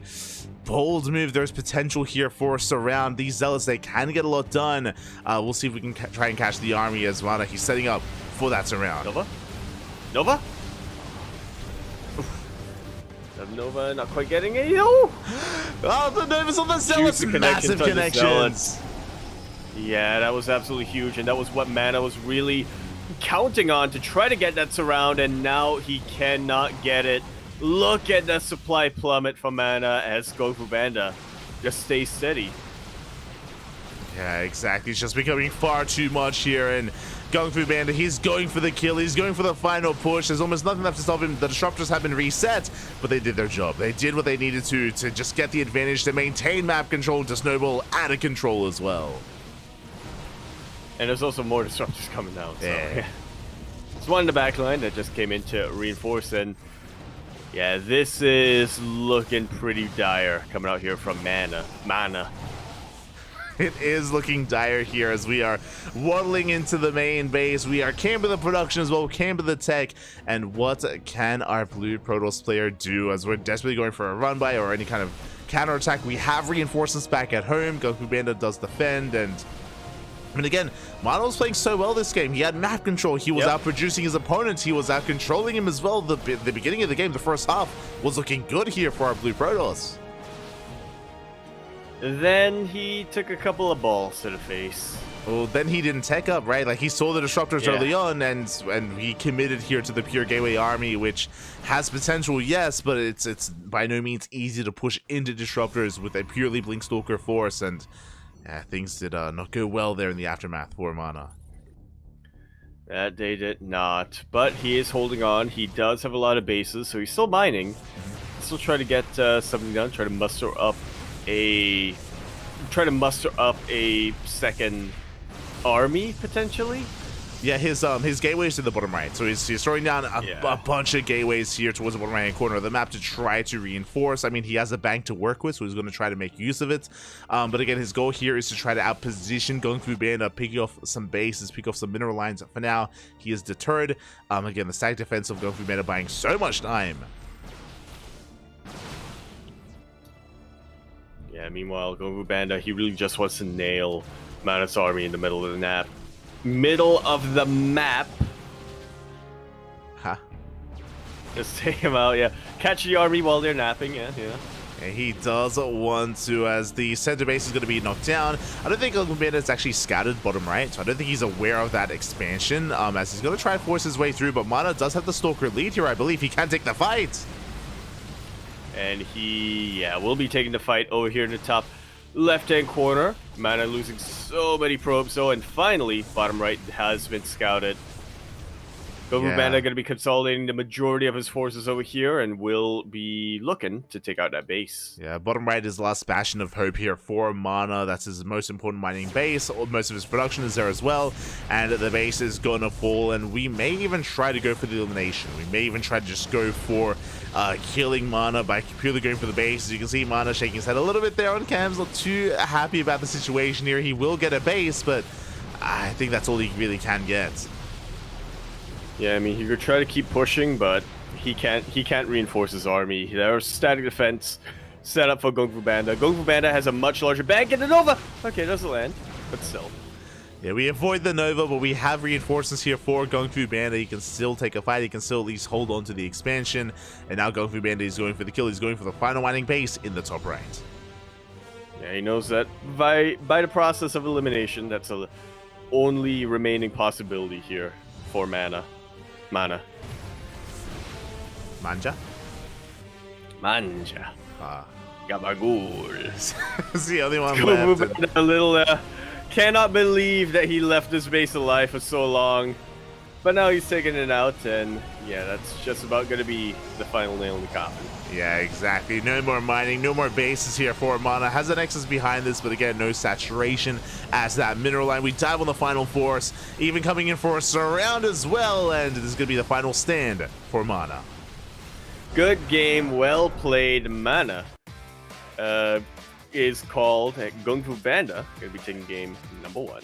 Fighting back here for Berserker Esports. GG, well played. Mana, I'm sure, not too content about that game just because of the game state, right? Just because he was ahead initially, just because he had a lead, so he knew that it was slipping away. It was slipping through his fingers, not the best feeling there, and he was fighting his heart out to try to maybe cause a crazy upset, a crazy comeback. Alas, wasn't able to, and Kung Fu Banda fights back for Berserker. Indeed, he does. Well, unfortunate that, team is already lost, but like you said, this is very important, not just when it comes to the personal and the individual kind of elos and payouts later down the line, but potentially there's a chance that Berserker might avoid relegation if they have a good enough map score. There you go. There you go. Map score does play a part when it comes to the overall standings, so there's still, of course, purpose here in these matches. Kung Fu Banda has a lead, and it's going to be Mana's map choice. And it's going to be Oceanborn coming down here. I'm so used to seeing Ghost River into Oceanborn that looking at Amphion into Oceanborn now looks weird to me. It's not right. What's going on? Why is one brown and one blue? Yeah. Where's the ocean? Where's the river? Where's the river? Where are the ghosts? Yeah. As we load on into Oceanborn for game number 2 in the top left-hand corner of the map, repping that rainbow jersey, we have a blue Protoss player for Team Liquid. It's Mana. In the bottom right, we have Kung Fu Banda for Berserker Esports. Here we go. We are going to be settling in. And again, Kung Fu Banda fighting back. Mana going for Oceanborn is one of the more standard maps in the map pool. Not the largest by any means, but has a lot of potential, a lot of bases. We have a lot of counterattack potential as well. I'm sure Mana wants to embrace a bit of a different kind of play style, different kind of game state. This time on a map like Oceanborn, if he does have a lead, he's going to have a much easier time flexing that and breaking through a more defensive Protoss player. Indeed, he can, but we'll see if we get to that point. As obviously Mana and Goku Banda, both of them have reputations for not being animals, to put it lightly. They're not typically ones to proxy or cheese too often. They do like their standard macro games. In fact, I will never forget, I think, was it Goku Banda versus Neeb at one point? Yep, Eternal Empire. Killed, on Eternal Empire, killed Yoda Slim's kidneys. Or bladder. As, both really. Or potentially both, really, yeah. He did sustain organ failure because of me versus Kung Fu Banda. For those who are unaware, we casted. I mean, we've been casting for many years at this point, but it was, I believe, was it the last chance qualifier for TSL, for Team Liquid Star League? It was either that or it was a NA regional of some kind. Or no, not an NA regional of some kind. It was or an ESL Open Cup is what I was trying to say. ESL Open Cup NA potentially. Yeah, it was one of those. Again, I'm pretty sure it was a qualifier, but I can't remember if it was for TSL or ESL, because I remember DreamHack used to have last chance qualifiers as well. But it was a qualifier, and we were on Eternal Empire, and it was a very, very long PvP. We had an hour and 40 minutes, was it? Yeah, it was over an hour long PvP, and we remember that the finale. Yeah, go on. Yeah, I was just gonna say, for context, before the game started, you said that there was a little bit of a break to go to the bathroom or whatever. Yoda Slim said, "No, I'll be fine. I'll go after the game." He said he'd go after the game, Papi. Oh, little did he know. And the problem with Neve versus Gung Fu Banda, the problem with the finale of that game is that it did not end in a climax, did not end like both players were maxed out on Skytoss, and they were both just sitting. They were both just sitting for like a good 15 minutes. Not gonna lie, they were just like staring each other down, no one pulling the trigger, and then it all ended with I think Gung Fu Banda miscontrolled a little bit and move commanded initially, and then the game, and it just bam, it just ended very suddenly. It was like, oh, okay. That's it. There was no remax. There was no rebuild. It just ended, and just ended. Yeah, that ended Yoda. And so did Yoda Slim. We're very unsatisfied with the conclusion of that series. Has been known to happen. There was no climax. It was dark times. Yeah, it's been a while since we've had... It wasn't the ending that we wanted. Yeah, it wasn't. It's been a while since we've had, I mean, the meta shifted quite a bit, and I feel like back in the day there used to be a lot more games like that, right? That were a lot longer, I should say, like hour plus. I feel like we haven't really had that in a while, at least not on our channel. Yeah, thankfully. Remember games on... Oh, God. It was like 2 map pools ago. I remember a lot of ZVPs. That went that way, yeah. Or even ZVTs. Remember that it was like 2 maps pools ago. True, it was like 2022 when the meta was basically Terran has to go up to 5 bases and turtle. Yep. That was what it was. Yeah. I remember Maru versus Dark, a lot of Maru games where he would just turtle up on 4 bases, slowly take a 5th, slowly take a 6th base, and out produce the Zerg player in the long run, but in hour plus games. Not really too much of a thing anymore. Yeah. We be zooming. True. It's bothering me. I can't remember the name of the map, but it wasn't Everdream. It was one of the dark maps. Yeah, it was a dark. It was dark, it was a dark greenish. Map. It wasn't Nightshade. Yeah. It might have been Nightshade. No, it wasn't Nightshade. No, it wasn't Nightshade. That was too low. It was a map that was that reminded us of Nightshade. And Dream Something. It was 100% a Maras map. Yeah, for sure. Chat, look it up for us. Anyway, yeah, DTs. Mana did open up with DTs, and now these Dark Templar are looking to wreak a lot of havoc as much as they can, but there's no detection, but a very clutch force field and some body blocking. There's 0 detection here. The DTs can wreak havoc for that much longer. Robo is still on the way. Without the Robo, without the Disruptor, without the Observer, what can we do? As DTs, they take down the pylons. They can take down the base itself if they so chose to. Robo just now finishing. DTs are trying to make their way into the natural. Nice body blocking out of Gung Fu Banda. Yeah, there was a slight little supply block here for Gung Fu Banda, which is unfortunate because it just does delay the Observer by just a little tiny bit here.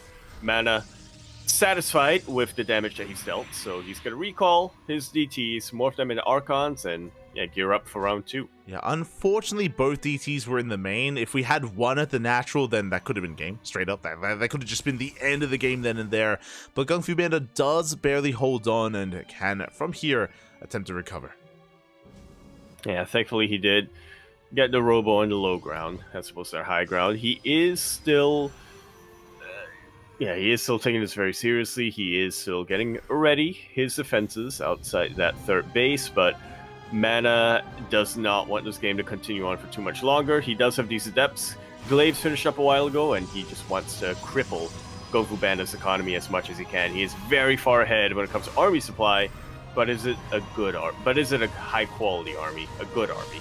Yeah, as Mana, he's going to be hitting his timing. Glaives is done, by the way, from Mana, as he's going to be committed here with Immortals and Adepts trying to lock down those Stalkers. Does commit to the Shade. The Immortals, they can just go straight for the Shield Battery. Yeah, he's able to take that out, and GG gets called. Mana, after game number 1, going to be taking a very quick game number 2. You can see how relieved he is after that, and you can see even Gongu Bandai, he's not that mad about how that went. GG again, Mana. He wanted to say no to a longer macro game. He did not want to embrace a long one once again like game 1. We spoke about it, but a big reason as to why game 1 went as long as it did is that even though Mana had a lead, he could not kill Gung Fu Bandai. He could not break any of his bases. Gung Fu Bandai eventually recovered. Alas, that is not the case here on Oceanborn. Was not the case at all. Yeah, just a really nice hiding here from Mana to keep that Dark Shrine hidden. Unfortunate from Govu Bandit that he wasn't quite able to get in with his Haluks or anything like that. I think Mana did a really good job of just chasing them away with Stalkers and just not getting the Dark Shrine until, or not rushing into the Dark Shrine until much later, or not much later, but later enough that it didn't seem suspicious. Yeah, exactly. And at least Gung Fu Bandai did survive the initial DTs, but the follow-up Immortal all-in with those Glaive Adepts was brutal. The timing was brutal. GG, well played. With that, that is day 2 in the books, and we have one final day of WTL taking place not tomorrow, but on Sunday. Indeed. It's going to be the final day of round 9, and after that concludes, I think we're about to see a lot more clear-cut.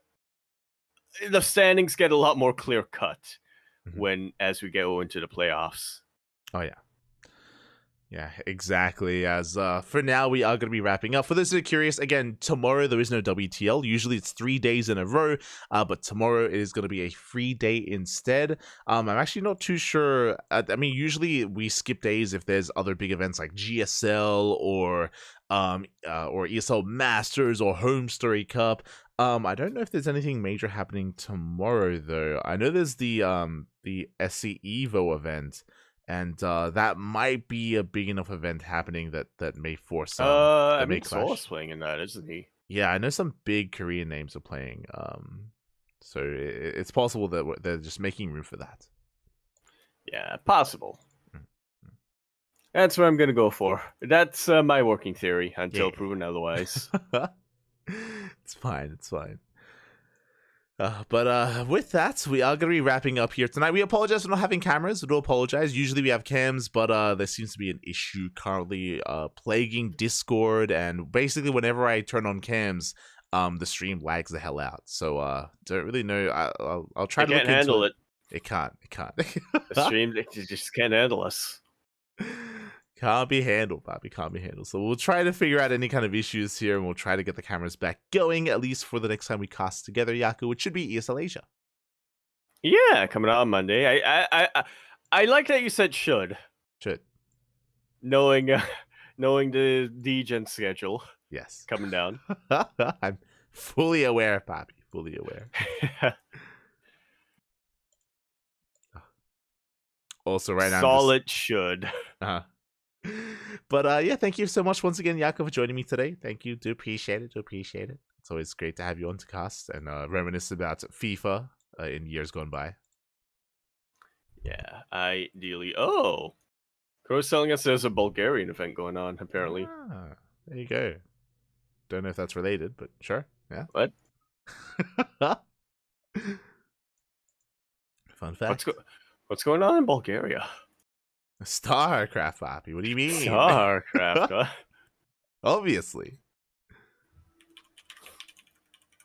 Also, right now I'm just... We'll figure it out. Yeah, I'm just looking for the ladder maps to try to figure out what map I'm thinking of. Global qualifiers for Bulgarian LAN? Oh, I remember. Yeah. The Bulgarian LAN. Yeah. Come back in. Yeah. And so, yeah, there were invites. Yeah. Those there's, for those that are curious, there's like a big Bulgarian tournament that's happening, and It's interesting because they were announcing players like 2 at a time or something, like on their social media. I think there were some invites related to it, and yeah, that's I completely forgot about that. They haven't been doing well on social media. they haven't been spreading the word enough, but I do recall. Yeah, Bulgaria just not typically a a region that we think of too often. Yeah. For good reason. They but, need to hire Gemini. They need to hire Gemini exactly. to work on their Twitter is what they need. Exactly. But with that, I guess we're going to be wrapping up here for the night. So thank you so much, everyone, for tuning in. We're going to be back tomorrow, I believe. Yeah, tomorrow with KSL, with the Korean StarCraft League. That should be our only broadcast tomorrow. So it's going to be in less than 24 hours. Keep your eye out for that. And then the day after, we can embrace Sparkling Tuna Cup and WTL as well. Indeed. Getting back into normal schedules. Yeah. Coming down. Exactly. Coming back to normalcy here. So otherwise, until then, thank you so much everyone for watching. Thanks so much everyone for tuning in. Yaku, thank you so much for joining us. And do you have anything you want to say before we head off for the night? I think somebody earlier on said that PvP is not a matchup, but rather a state of mind. Yeah. It's a I gotta say, philosophy, Game yeah. versus Christiana, that Uh-huh. was more of a PvP than Skills versus DNS. There's something to be said about PvPs. True. But with that, thank you so much for watching, everyone. Again, we'll be back tomorrow, as we always are, on a daily basis here on the CranKy Ducklings !socials in the chat. You'll get a link to our Twitter, Facebook, Instagram, YouTube, Discord, all things CranKy Ducklings. And we'll see you guys tomorrow. Ciao. Bella.